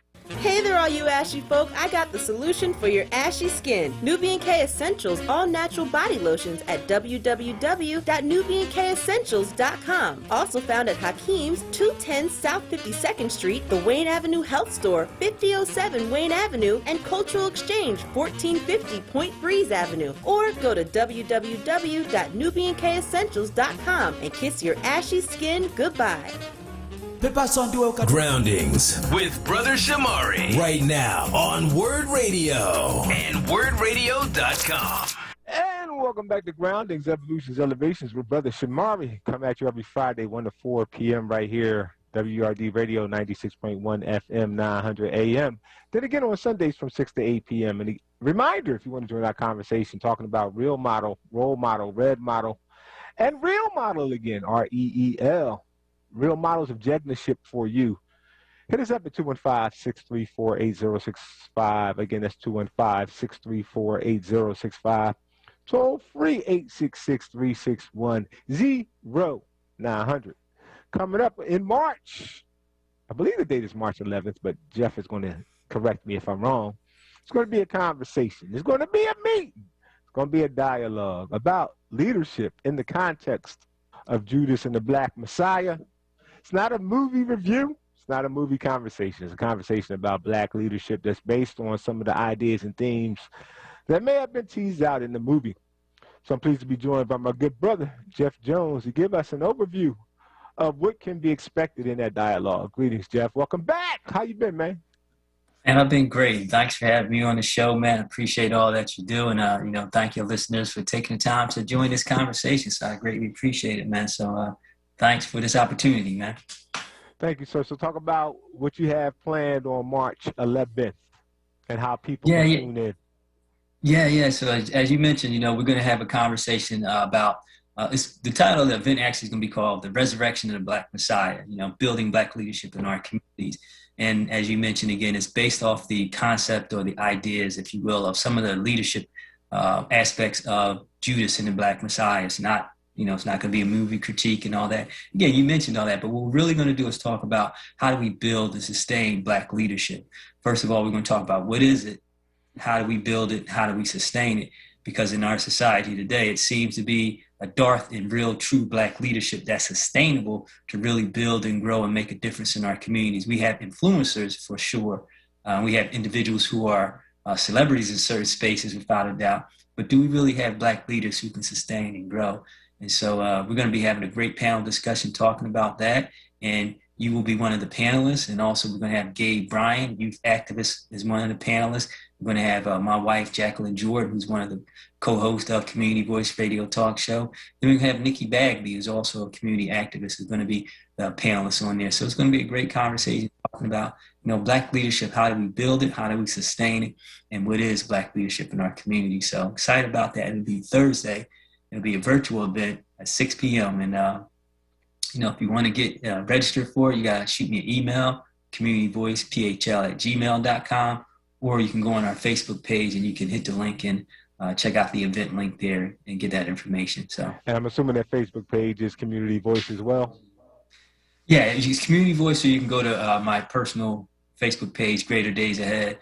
Either one, you'll find it there. You can search the Facebook's event page and, do things on Facebook. You search it out. All right, man. I'm gonna put you on the spot a little bit, man, because I know you're a brother who who's around people who some would consider leaders and influencers and players and, you know, doing their thing. And, you know, you hang around the paparazzi bugs like that. But at the same time, you're on here saying that there's a dearth of black leadership. Reconcile that for me, man. You know, step into that space a little bit and tell me what that's based on, because some people who know you might say, well, are you saying the brothers you around, the sisters you around ain't really doing their thing? That's what I heard you say. That's what's up, and I like the way you tease that question out. Give me enough thought to answer it. But no, it's not so a matter of saying people aren't doing what they're doing, because for sure there's abundance of leaders who are doing. But what I really wanted to, of course, tease that out is to say that how do we define what a leader is? And as I was mentioning earlier, it's just influencers and leaders are two different things. Because influencer is someone who can, you know, get people to follow them just because of who they are, because of their status or station in life. And they're important in that space, but are they really leading people to move and make a difference? Leaders are different in that capacity, because even though they, of course, have the influence, if you will, at the same time, that's not just the only aspect of what they have. They also have skill sets, and they also have strategic approaches, and they also have an approach that gets people to impact and make a difference. So it's not just an influencer, because you have those social media influencers, but who really sometimes wants to follow them into a battle, right? So it's kind of like we have a lot of people who are really influencers, and no disrespect to them, but what we really need is leaders, because in today's society, it's crucial and critical that we have leaders, because too much is at stake, and we can't just be influenced by a situation. We need to have leaders to move, because if we just influence, we lend ourselves to being just swayed by symbolic gestures. If we get swayed by symbolic gestures, we'll never really move the needle towards making progress in the path that we want. So now I'm not talking about anybody, just talking about what we need. So.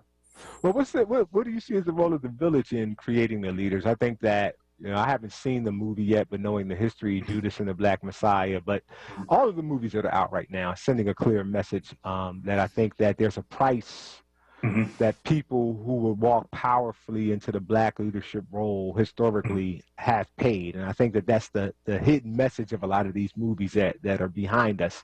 And I contend that the antidote to that is a stronger connection and a role that the village plays to support and protect its leadership. I think that we are so personality driven around leadership that we leave our leaders out on the island to fend for themselves. And so what do you see as this connection between the leader or leaders and the role that the village or the community must play reciprocally to make sure that that's as powerful as it can be? Well, yeah, the village is, you know, essential to any leader because they are the grounding force, they are the background, and they are the essence of what the leader develops his characteristics and understandings from. So the leader is essential to that. And it goes kind of a bit back to the movie that we did a panel discussion on one night in Miami, as we talked about brotherhood and we talked about the need for each other, the need for that Uju Jakalia, that Ubuntu. So we can't separate ourselves from the village because the village makes us who we are. So we have to have that sustainable connection to the village, and we have to understand who we're fighting for. What are we preserving? What are we protecting? And what are we promoting? And it has to come back to, say, the village. It's like the hero's journey. Clyde Ford has a book called The Hero with the African Face. Mm-hmm. He talks about the hero's journey, how the hero has to progress through certain iterations. But at the end, he comes back to the village, which was his mother, which was his nurturing space. And so the village is often always looked at as what we're protecting.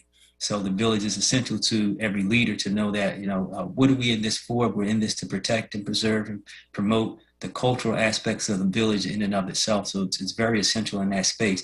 We also have to look at how our women play a vital role in this space of leadership as well, because we talk about the village, we can't leave them out, because not only are they the mother and the nurturers, but in a lot of the Afrocentric history, you would know that they're the warriors who fought the battles as well. So we can't say that we are leaders outside of understanding what women play a role in, and we can't say we are not understanding the village, knowing that it's not just us black men protecting them, it's us honoring them and the work that they do. So the village is all inclusive, and then it's the cry, how are the children?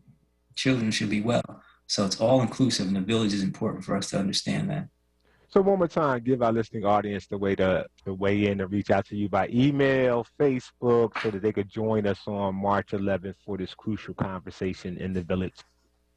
Sure. So again, the conversation, Resurrection of the Black Messiah, Building Black Leadership in Our Communities, take place Thursday, March the 11th at 6 p.m. If you want to register, you can send me an email to communityvoicephl@gmail.com, or you can check the Facebook. You can search it out, the Facebook event page. It's a Resurrection of the Black Messiah. You'll find that. It'll pop up. You can click the link there, or you can go to my personal Facebook page, Greater Days Ahead, and it'll be a posting there for the event as well. Judas and the Black Messiah. Resurrection of the Black Messiah, based off the concept of the movie Judas and the Black Messiah. Thursday, February, keep getting this mixed up, Thursday at 6 p.m. Panelists, Brother Shamari, Gabe, Brian, Jacqueline Jordan, Nikki Bagby, and I'll be moderating that discussion. So join us there and we'll have a great conversation about building Black leadership in our communities. Thanks again, Brother Shamari, for the opportunity to share this with your listeners. Thank you, Brother Jeff Jones, and continue to do great things out there in the world, my brother. That's Jeff Jones of the Community Voice Philadelphia, Community Voice PHL at gmail.com if you want to get at him. Coming up on the commercial break. When we come back, we'll hear from one of the most powerful role models for me, Marimba Ani, that powerful warrior sister voice. We'll hear her make a call to the warriors. Y'all have heard me play this clip a long time, many times right here on Groundings, Evolutions, Elevations, one of the most powerful statements into our purpose. And then immediately after that, I want to get back to our conversation. I want to know who your real model, your role model, your red model, and your real movie, REEL models are that inspire you into a higher calling of jegnaship. Hit me up at 215-634-8065. Toll free 866-361-0900. We'll talk with you after these messages. Olaniyan Adefume, author of the Book of Questions, needs your help. He is seeking out responses for an updated version of the Book of Questions Series 2. The topics of the book cover issues of religion, race, sex, economics, politics, and health. One example would be, what do you think of the Capitol riot of January 6, 2021? For more information, reach out to him directly at 215-678-3830 or email him at oadefumi@yahoo.com. Tune in Sunday, March 7th, 2021 from 1 p.m. to 2 p.m. as WURD rebroadcasts the Pew Forum on Race and Debt with Amadi Braxton. That's Sunday, March 7th, 2021 from 1 p.m. to 2 p.m. on WURD Radio, 96.1 FM and 900 AM. Need to replace your Social Security card? In most states, you can request one online with a My Social Security account. A My Social Security account gives you secure access to your personal earnings history and benefit status. You can also get a proof of income letter, estimate and apply for benefits, and more. Save time. Go online. Open a My Social Security account at ssa.gov/myaccount. Social Security. Securing today and tomorrow. Produced at U.S. taxpayer expense. This is WURD Radio, 96.1 FM and 900 AM WURD Philadelphia. Independent Black Media. Groundings with Brother Shamari. Right now on WURD Radio and WURDRadio.com.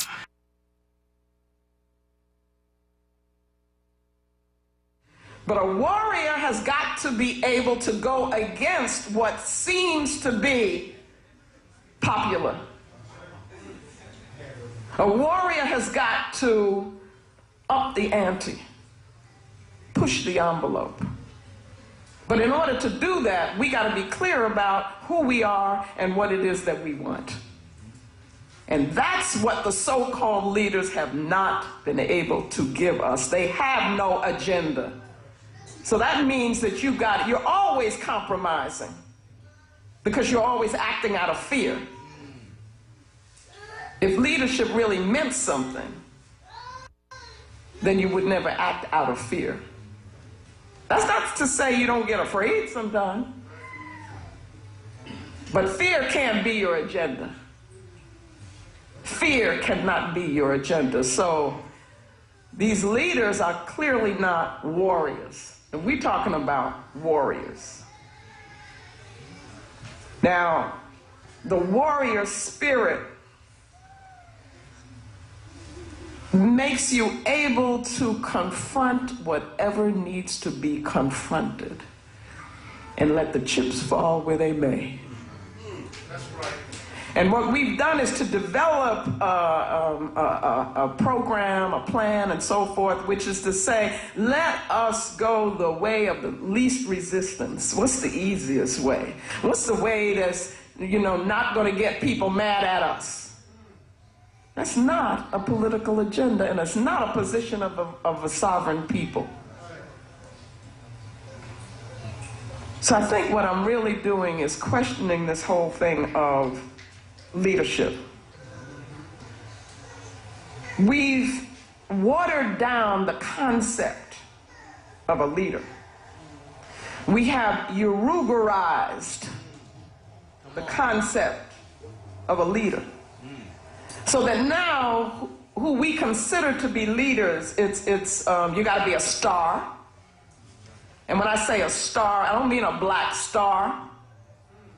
I mean like Hollywood. That's what I mean.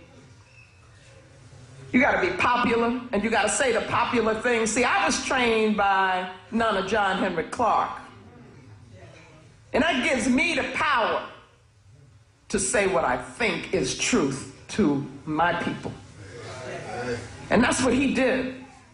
Even when it was unpopular among our people, he had to tell the truth. And he said, watch out now. He ain't working for you. Watch out. And people came to him and they warned him. They said, Professor Clark, you really want to say that? You really want to take this position? He said, yeah, because this is the truth. Now, that's who I was trained by, so I got to do the same thing. Okay? But when we talk about leader now, that's not what we're talking about. We're talking about the person who wants to remain popular. We're talking about the person who may be glib, got away with words, but they're really not saying anything. That's what we're talking about. We're talking about the person who develops this personality thing that makes them all about them. We're talking about the person who always wants to stay in the limelight. Person who's ego tripping. So I'm suggesting that we scratch that term, leader. And that what we need are organizers, we need warriors, we need victors. Me, I'm in it to win it. There's nothing less than that. That's what Baba Kobe said on Friday. We in it to win it. So we do whatever we have to do to make that happen. And we say whatever we know is truth or believe is truth or have thought about it. Okay? Problem is that the so-called leaders are not doing political analysis. They're not doing historical analysis. So therefore, they're not in a position to be a vanguard. You see, they're not in a position to teach because they're not doing the work that you do when you want to take your people where they need to go. So I'm raising that here, and I'm saying that we need to more think in terms of what we need to be in order to be warriors. What we need to be in order to be organizers of our people. And then one of the most important things, which I will be talking about, is being visionaries. That's what we're lacking. If a person gets up in front of you and they say they purport to be your leader, or somebody presents them as a leader, you have a responsibility to confront them, not in a negative way, but to say to them, what is your vision for our people? And I will guarantee you that most of the people now that are called leaders by the media would kind of scratch their head a bit. They would, shift a little and do all of that stuff because they have not thought about that and do not have a position with regard to what is a vision of victory for our people. You got to have that, because that's what tells you how to organize. And that's why we don't have an agenda, because the people who are supposed to be developing all of that don't do it. They don't have an agenda. So that everything they do is reacting to what the enemy does. You see? We have to even have a vision that goes beyond the presence and existence of Urugu. We have to be able to envision a world with no Urugu, an African world. Then what do we want it to look like? What do we want for our children in our world? We have to have the courage to construct our own reality. And that's what Garvey was talking about. That's right. Because he said he looked around, he didn't see what he thought should be there, and so what did he do? He didn't get depressed about it. He didn't get defeated about it. He said, I'm going to build the government that we need to have. Whew. Where do you get that kind of boldness from? So we got to go all the way back to Garvey, who said he would come again. He said he would be here with us, no matter how long it took. And I'm telling you that the way he comes back is in our work. Not honoring him in words, or pomp, and all of that stuff, but honoring him through doing what he did. How many of us have the courage to do that? The man took on the world for us and in our name. But let me go on.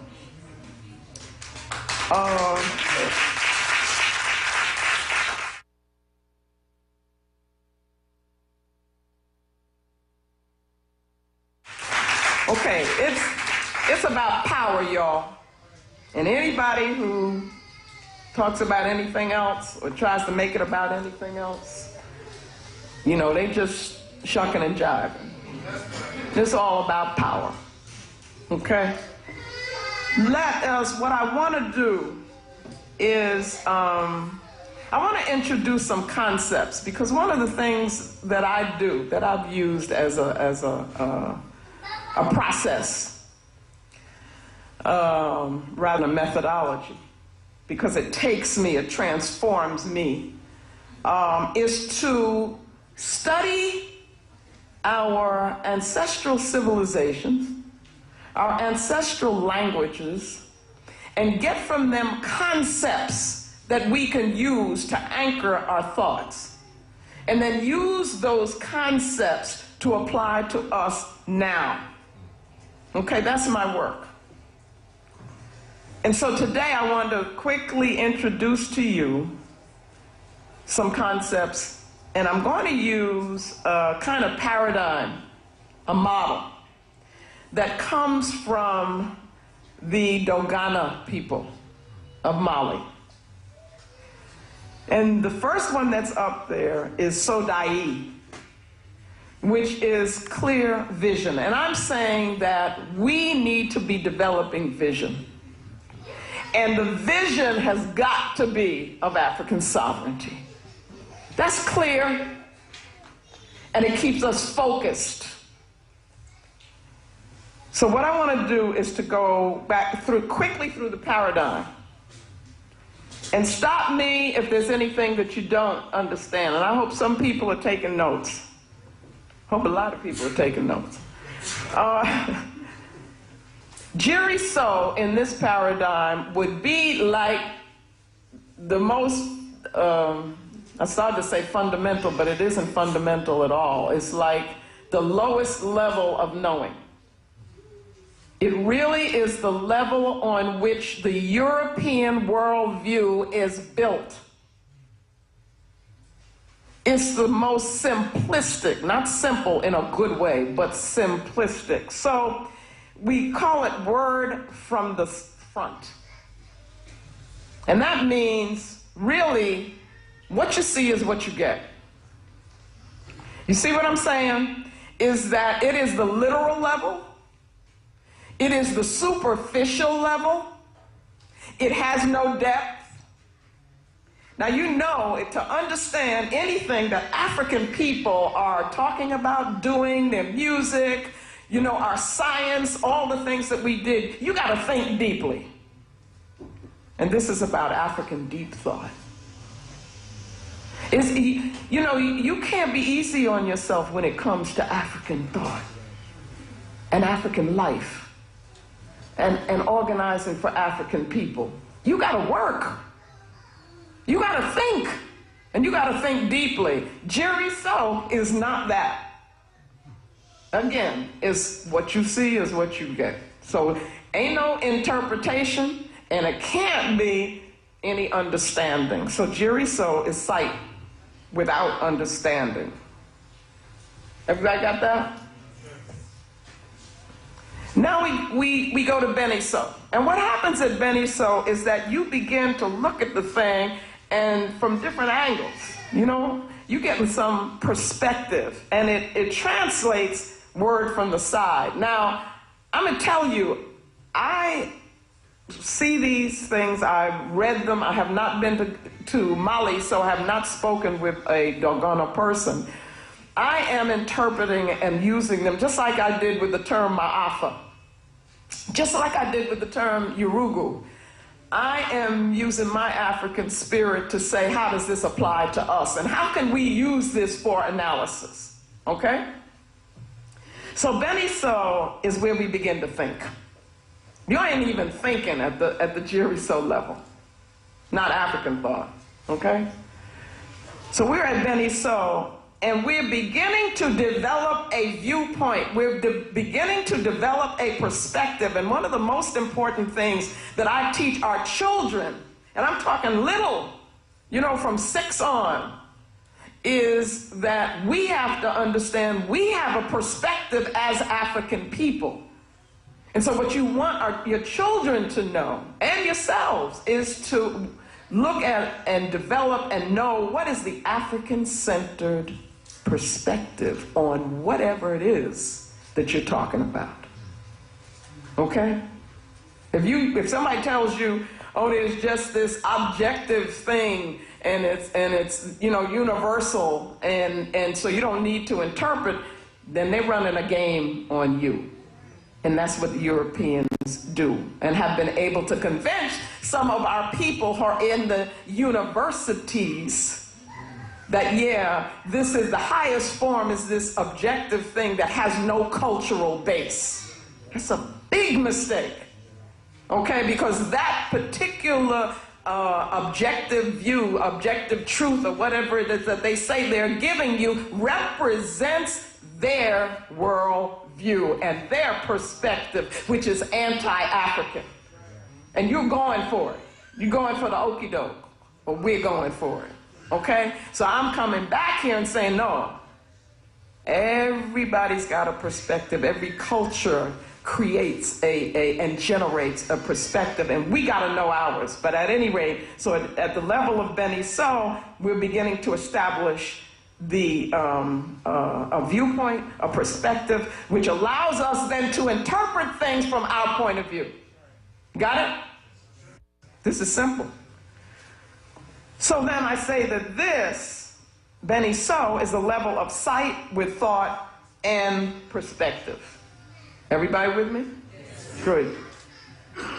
Then we move to another level, and Bolo So is translated word from behind. Well, what I do when I'm working with the children is to say to them, I let them interpret it and think about it. What do you think that means?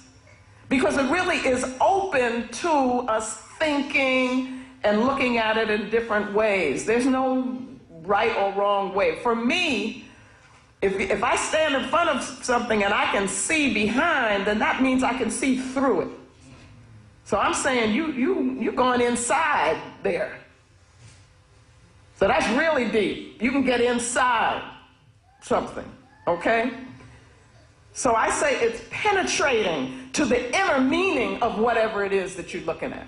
Now remember, if we go all the way back to Jerry So, you're just looking at the surface and thinking that you know something. You don't know nothing, okay? Because you're not at the level of meaning. Meaning is very, very important.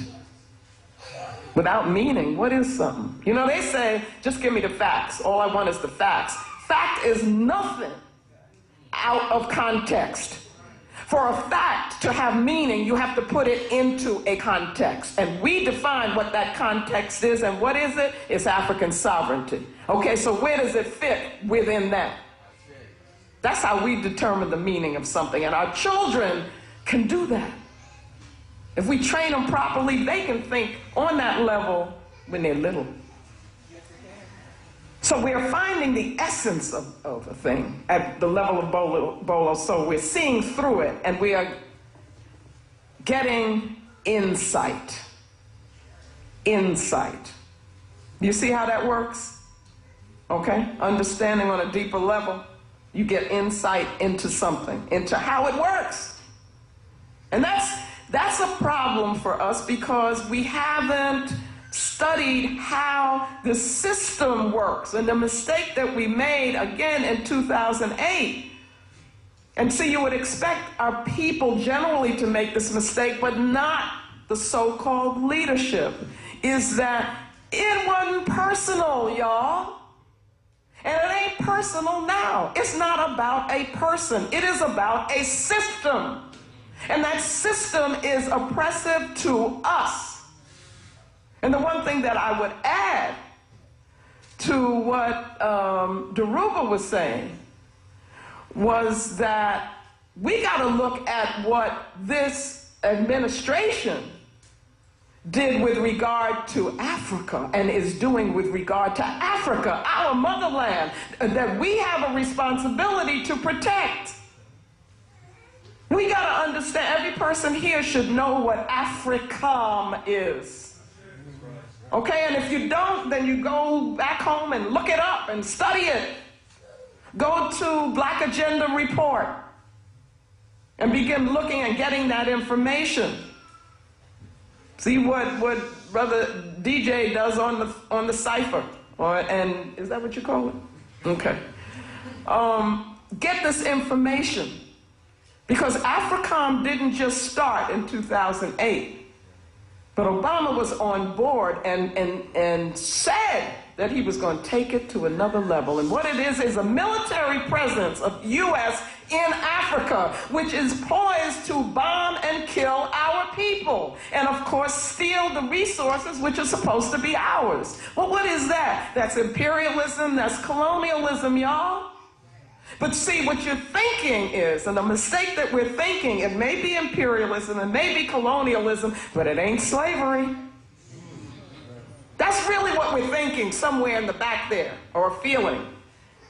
That we're not slaves. But I'm going to ask you the question. What is to prevent us from being that? Do we have the power? Have we consolidated our power so that we can defend ourselves and prevent ourselves from being slaves? Can we protect our children?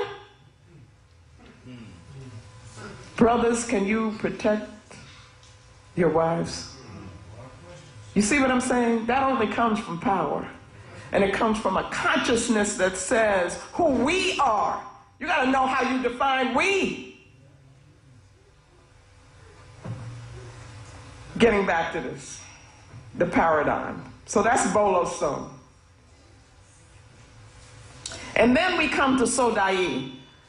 And in this presentation of the paradigm, I'm going to make this like what it is we want to reach. So Sodai is translated clear word in Dogana language. And I use it to mean that here we gain understanding. This is sight with understanding. And it is seeing beyond what just we think we see with this physical thing. It's seeing beyond that. And so we gain vision, because that's what vision is. With vision, you've got to be able to use the imagination informed by the African spirit. And Brother Amos, who I worked very closely with, was a good friend of mine. He taught me, and he would talk about imagination. Image a nation. Do you see? But that's got to be part of vision. To be a visionary, you got to see beyond this box here. You got to see beyond the ma'afa. You got to see what is it that our people rightfully should have, and that's what Garvey did. Garvey had a vision.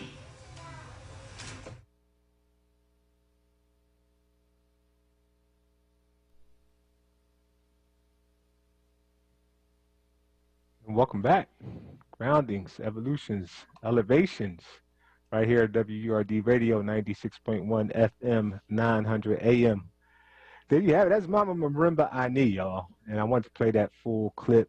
And if you've listened to me anytime I've been on the air, if you've been around me in any of the work I do, you can hear her influences as one of my jegnas, one of my role models.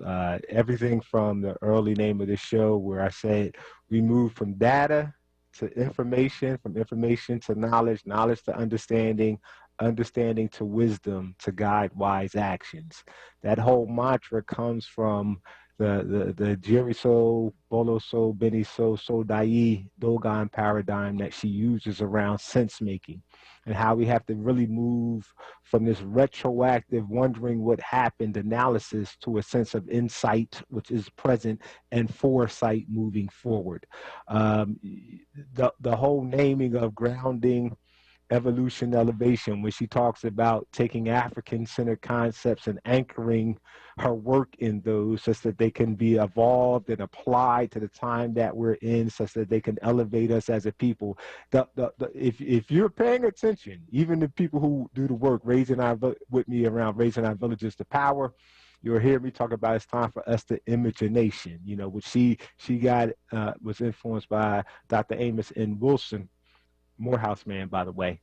So again, I just want to do this. I'm calling this Shamari Schuler, where I'm going to highlight and spend time throughout the month highlighting some of the jegnas who've influenced me. This March, I'm going to focus on the sister jegnas. We're going to talk a little bit about Frances Cress Welsing in some upcoming weeks, Baina Bello, among many others who've had an influence on the way that I approach being and doing what I do, Shamari Schuler. So I want to share with you one of my role models during this Black Women's History Month, that is Mama Marimba Ani. We'll delve a lot more into this on Sunday.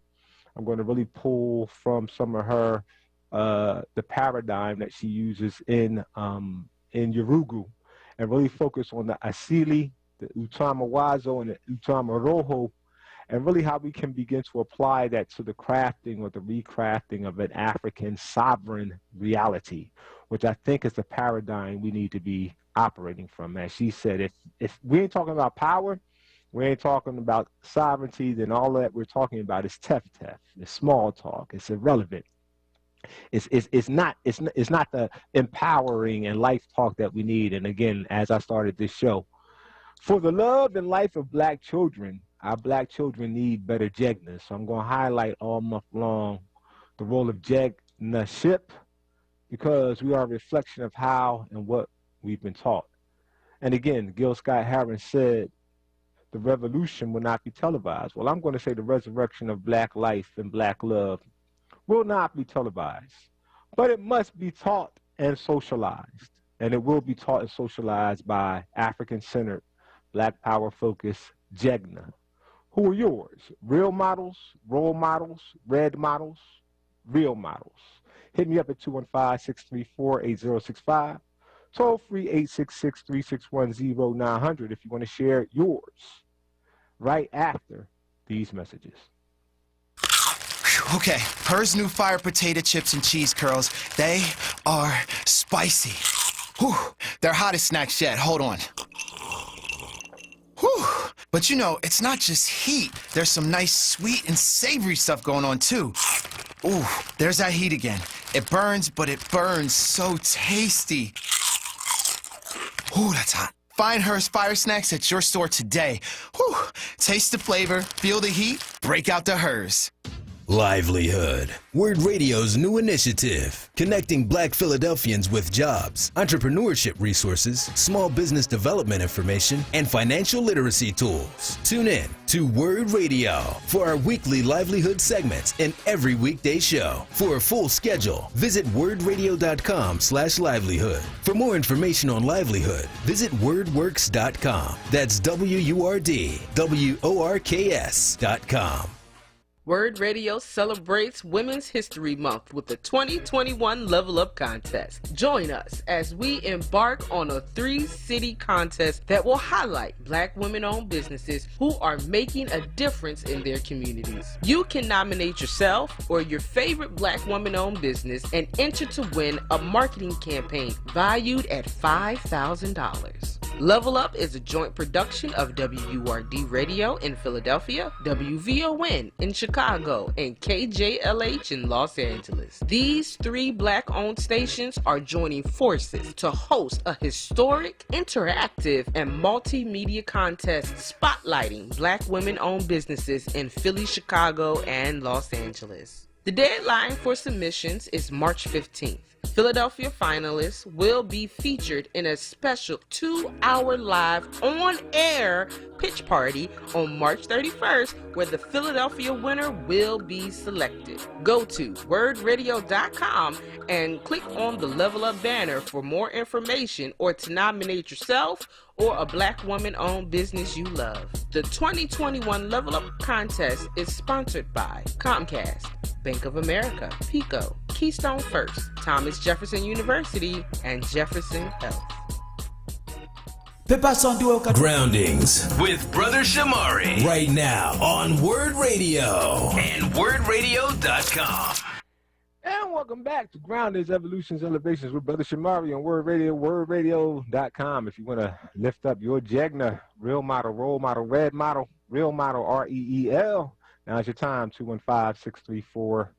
215-634-8065, toll free 866-361-0900. As I do mine on these segments, I'm going to lift up sisters who've been impactful during the month of March. Next week, I think I'm going to focus on Barbara Sizemore.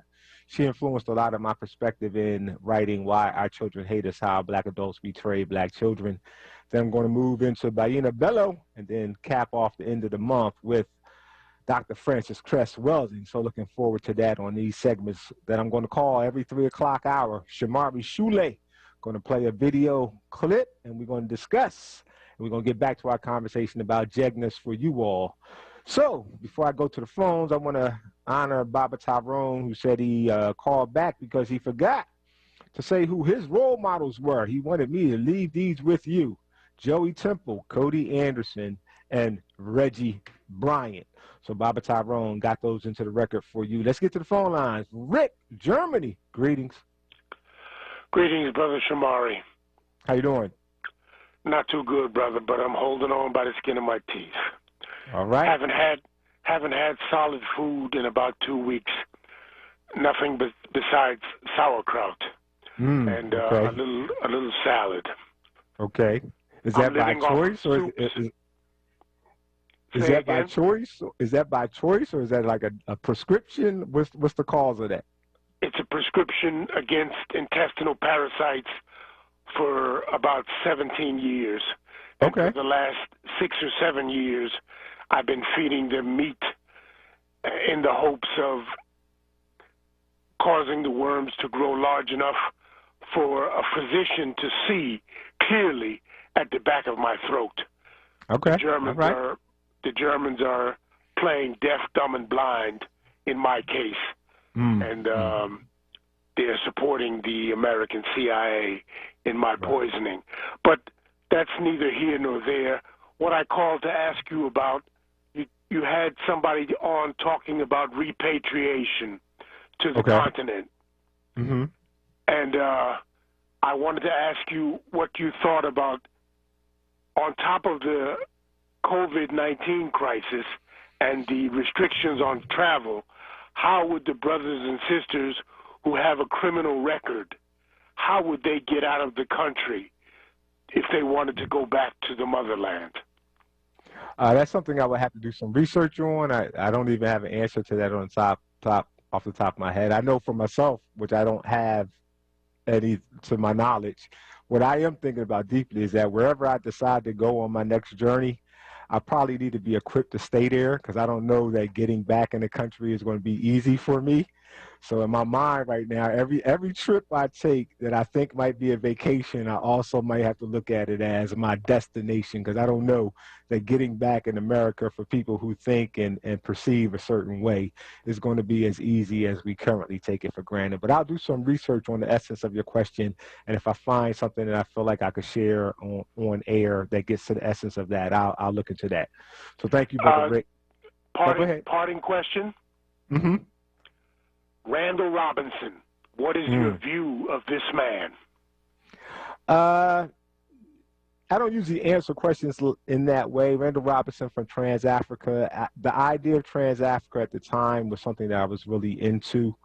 And so I think some of the tenets of what Trans-Africa was trying to get to, I'm an adherent of, but I also think that there's a way to return and reconnect with Africa.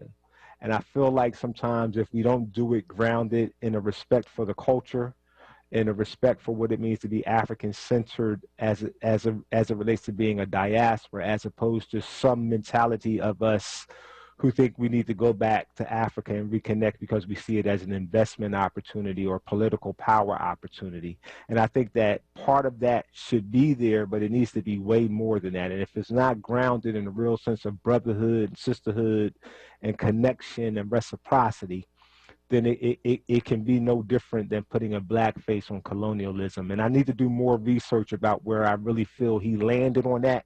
But I had some questions about that based on some of the political stands that Trans-Africa did and didn't take. So that's the best answer I could give you on that, my brother. Thank you for the time, brother. Thank you, Brother Rick from Germany. Let's go to Will Mega. Greetings. Peace, black man. How you doing, Will Mega? I'm well, brother.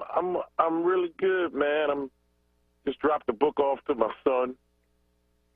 He laughed at me because he thought I'll tell you about it off the air. He thought I was joking. I'm like, I'm so serious. Like, read this from the beginning to the end.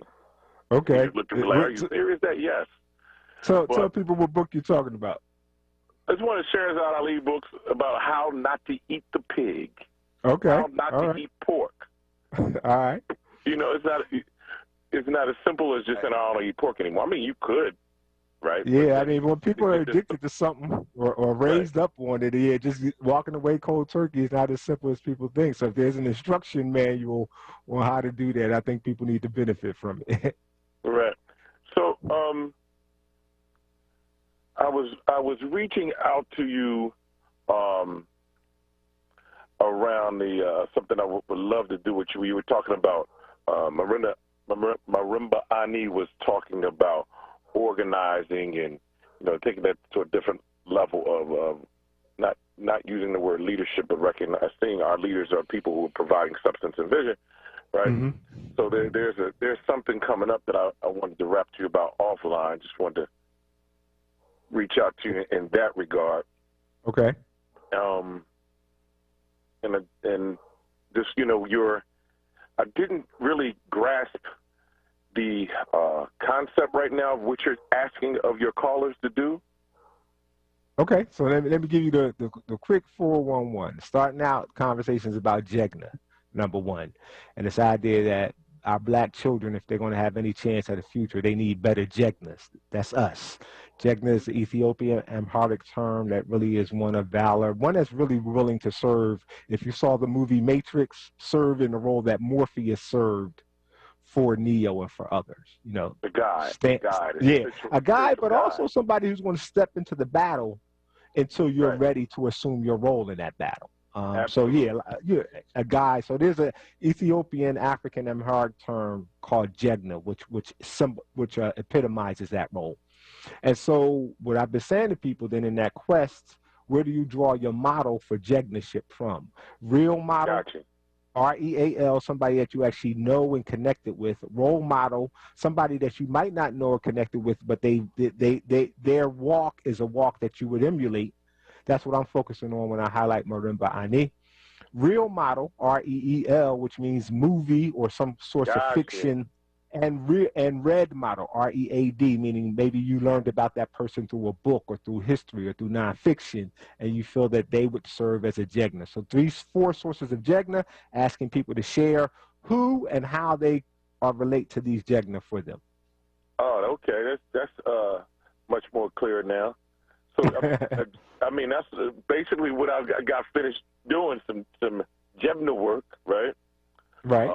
We are moving very quickly to deciding which university my son is going to go to. He's applied to 9 HBCUs, Lincoln, Howard, Hampton, FAMU, North Carolina A&T, Clark, Morehouse, and Tuskegee. He just got accepted into Tuskegee last week in the engineering program for aerospace engineering. Cool. Is that his interest, engineering? Yeah. Yes. Engineering. Yeah. Well, I'm a fan of the dual degree program at Morehouse, if they still have it. Okay. In Morgan. No, at Morehouse. Morehouse had a dual. That's what I went to Morehouse for, a dual degree in engineering. That's what my major was originally going to be. That's why I didn't go to FAMU. I was going to FAMU for business, but I chose the engineering path and ended up graduating in economics. So the other side, LeBron got a new relationship with FAMU now. So I don't know if your son is a LeBron fan, but they just announced a little relationship with him and Nike and FAMU just yesterday, I think. Well, things have changed since you was last going to Morehouse. With the exception of Lincoln, which does not have an engineering program. Of all the schools that I've mentioned, Morehouse has the weakest engineering program out of those 8. Well, we'll argue about that because the engineering program is not at Morehouse. That's why it's a dual degree. Actually, you had a partnership with the 4 different schools. But you could be right. I'm going back. I'm an old man at this point. I'm going back, 25, maybe 30 years. But before I let you go, man, I want to know your models. Pick one of those real red. Here's my models. 3 of them are definitely real. My mother would be one of my real. Khalid Muhammad would be one of my real. My first black male teacher, Thomas McPherson. Cool. Now that I think about it, everyone I've mentioned has passed. They're real. Red, I would go with Marcus Garvey and Fanny Jackson Coppin. Oh, okay. She's a firecracker, brother. I mean, this is a woman come up out of slavery, goes to college, goes to Oberlin College, learns 5 languages. Wow. Creates the curriculum that really advances the Institute of Colored Youth into a much more competitive, more modern curriculum to compete with the HBCUs that were to come. And then she went around the world before there were planes, twisting people's arms to force them to donate to the Institute of Colored Youth. Yeah, wow. I got a lot to live up to because I feel like a loser after I read that. Yeah, that's interesting. Sisters and the institution builders. I think about her, Mary McLeod Bethune. I think about around education. That I might want to do a segment on that. Just really Septima Clark.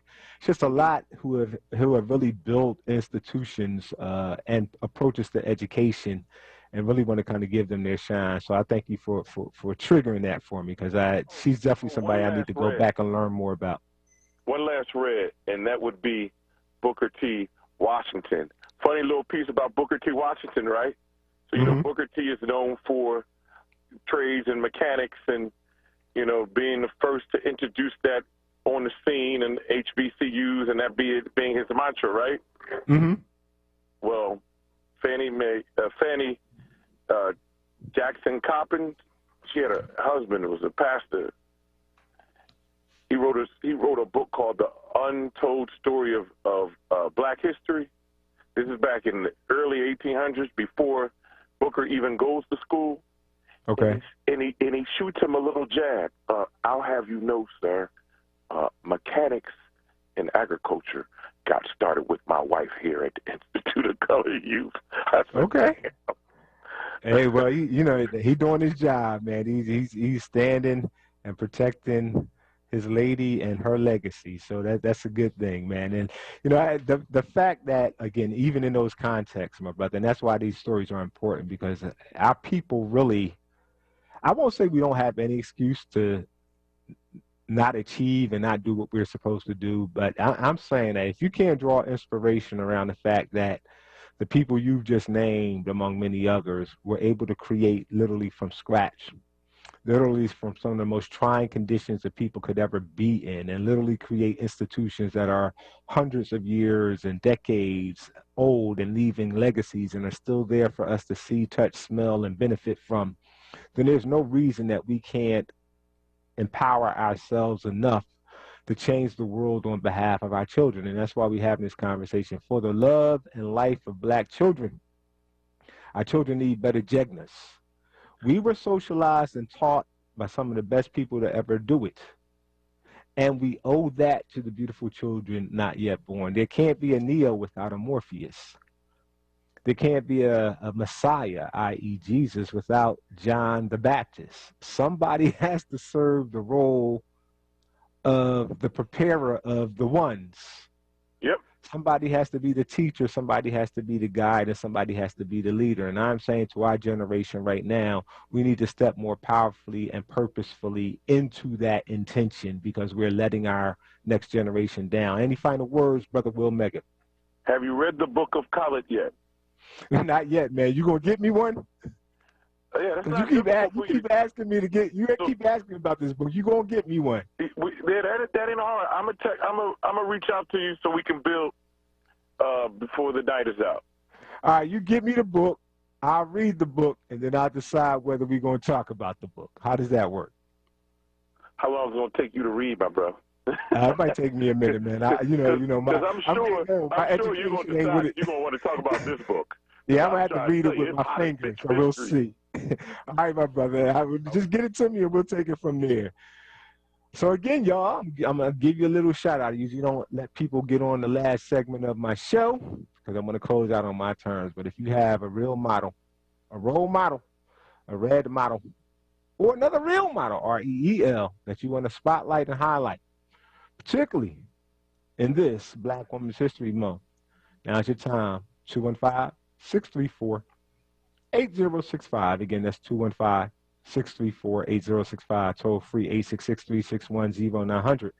Take this activity, y'all. Do it with your children. Do it with yourselves. Do it with your peers. You can learn a lot about people by who they're influenced by. People are a manifestation and actualization of how they've been taught and socialized. The revolution may not be televised, but the resurrection of Black life and Black love must be taught, and it must be socialized. That's where the role of the real model, the role model, the real model, REEL, and the red model comes in. Sit around, talk to your family about these things, and make sure you then bring the resources into your home, the books, the literature, the videos, the documentaries, all of this stuff right now that we're talking, you can literally access for free. That's a productive way of using YouTube and the smartphone and the internet and all of these things. It's a productive way of doing it. Let's bring some intentionality, some vision, some intention, some purpose back to our socialization and back to our teaching. That is what Jegnas do. We'll talk with you after these messages. Temple University, Philadelphia's public university, is committed to meaningful change that resonates throughout our community. We are investing more than $1 million in anti-racism education and programming, including creating a center for anti-racism research, developing a bridge program for high school students in North Philadelphia, and expanding our Department of Africology and African American Studies, which is the first in the country to offer a doctoral program. Our students are the next generation of innovators and leaders championing a better tomorrow. Family Therapy Vignette Moments with Dr. Lucille Ijoy. Intimacy and truth during pandemic times. The 4 kinds of love: sex, eros, philia, agape. The 3 ways to say I love you: information, intimacy, behavior. Information, intimacy, behavior. Remember, this is a pandemic time for the world. It's time to gather around and be truthful and real and honest and joyful.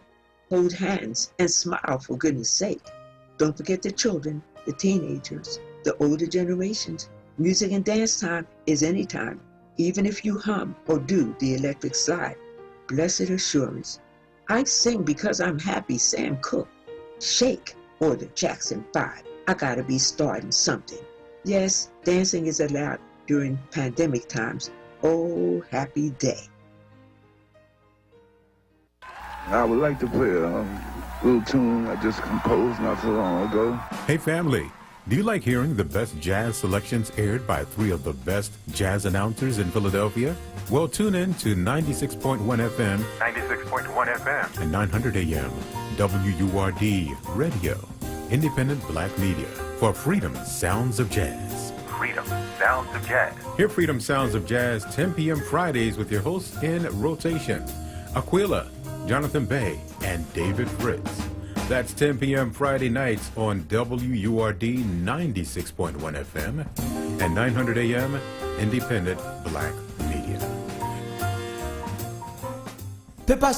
Groundings with Brother Shamari right now on WURD Radio and WURDradio.com. Welcome back to the final segment of Groundings, Evolutions, Elevations with Brother Shamari on WURD Radio, WURDradio.com. I'm letting you know ahead of time on Sunday, get your pens and pencils ready, y'all. We're going to dig into some more with Mama Marimba Ani and one of her influences that she influenced me to get into, and that is Aikwe Arma.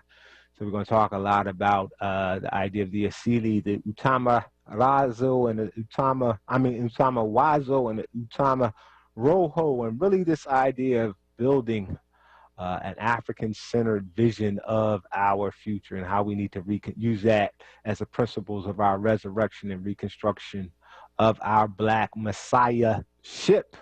We're going to get, and Black Jegna-ship. We're going to get into it. Looking forward to that. So be ready on Sunday, 6 o'clock, right here, WURD Radio, 96.1 FM. And 900 AM. Might be good for you all to bring some young people and have them listen. There ain't gonna be no cream in this coffee. I'm letting y'all know that when we get on there Sunday. Ain't no cream in this coffee, y'all. Too black, too strong. I'm coming hard with it. It's time that we kind of stand our ground and do what we need to do. So I'm gonna go to our final callers of the day.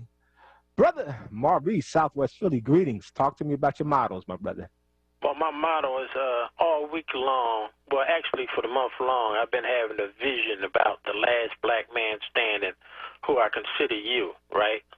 and I believe I had a vision of separating from society, just right here in Philadelphia, by 6 months to get the plan together as far as opening stores and venues for only black people, and then 6 months to put it, after that 6 months, we put it into action and stick to it and see what happens with this city on how it will crumble without our participation, without our dollars, and see what we can get after a year's time, what we can demand and what we can get what we want if we actually put that in the process. It was just a vision. I actually dreamed a novel that this actually happened.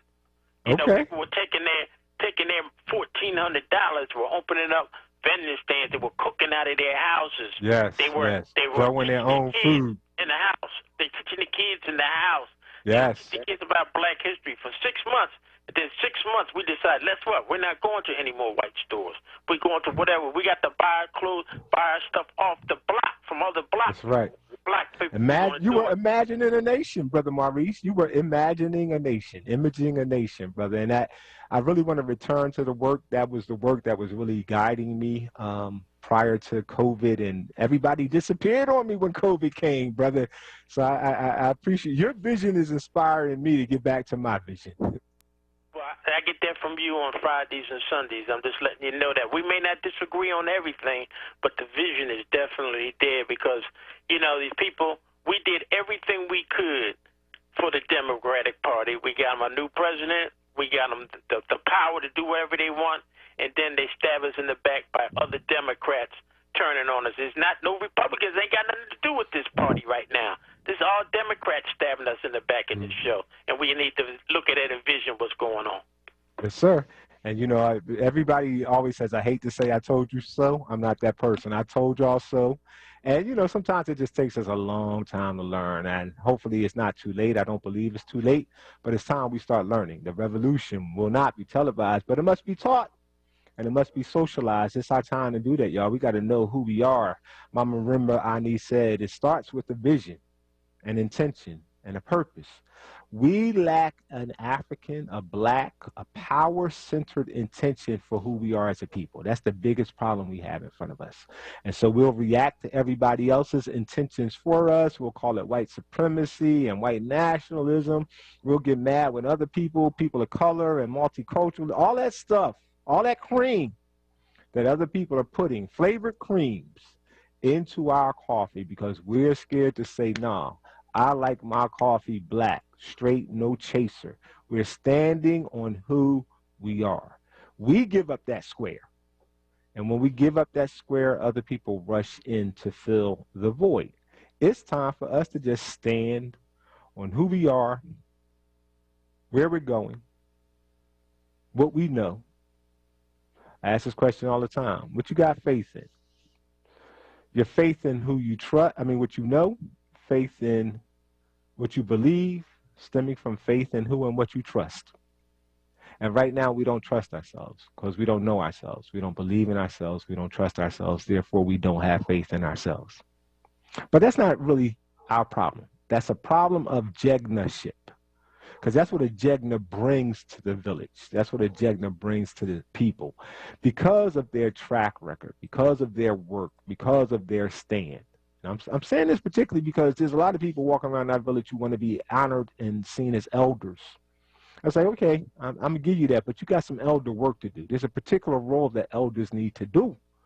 And if you want to be honored as an elder, start doing eldership work. Because eldership is the highest form of living jegnaship that we have. You become an elder because you were an exemplary jegna. That's how this works. You don't retire. You just now actualize your jegnaship in a different way, such that you should be reproducing yourself through your eldership. Again, if you weren't here at the beginning, jegna, J-E-G-N-A. Look it up. Plural, jegnak, J-E-G-N-O-C-H. Ethiopian, Amharic word that means a very brave person who is a protector of a culture, the rights of his or her people, their legacy, and their land. A jegna is more than a leader. She or he is someone who is not afraid to speak truth to power and bring power to their truth. They're uncompromised, full of integrity. They're those who have been tested in struggle or battle, demonstrated extraordinary and unusual fearlessness, shown determination and courage in protecting his or her people, their land and culture, shown diligence and dedication to our people, produced an exceptionally high quality of work, and have dedicated themselves to the protection, defense, nurturance, and development of our young by advancing our people, our place, and our culture.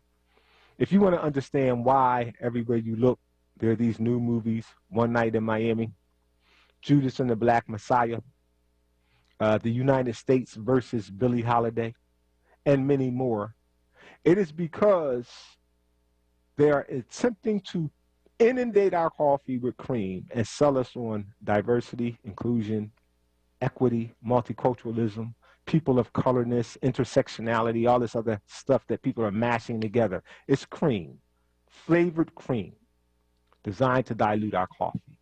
And at the same time, they're trying to say that people who stand as jegna pay a price, oftentimes the ultimate price. They call it death. And so they're trying to, behind the scenes of these movies, make you think. You really think America liked Malcolm X and want to paint him in the best light possible? You really think America liked Sam Cooke? You really think America liked Fred Hampton? You really think America loved Billie Holiday? No, they're resurrecting or bringing back these movies so that they can kill that spirit of the jegna, make you fearful of it again. Terrence Trent D'Arby has a song. He says, they went back in time and killed Robert Johnson. Well, they're going back in time such that they could kill the spirit of the Jegna, the spirit of the warrior. It's time for us to make a stand and not let that happen. Stop figuring out how to cope with everything. Sometimes coping is step one. Beniso, basic. Then you got to move, criticize. Cope, criticize. But criticizing is not enough. Challenge, pushing back, protesting. Okay, but not enough. Changing and constructing. That's what Jegna do. They change the world for the best benefit of their children, for the beautiful ones not yet born, and they reconstruct through vision, intention, integrity, and purpose the new world for the love of black children and the love of black life. We're going to talk more about that, how we ground that in our culture so that we can evolve these anchoring ideas and elevate such that our children have a better life than we had. That is our goal. We'll talk with you on Sunday, 6 o'clock p.m. Groundings, Evolutions, Elevations with Brother Shamar. Peace. Get up, stand up.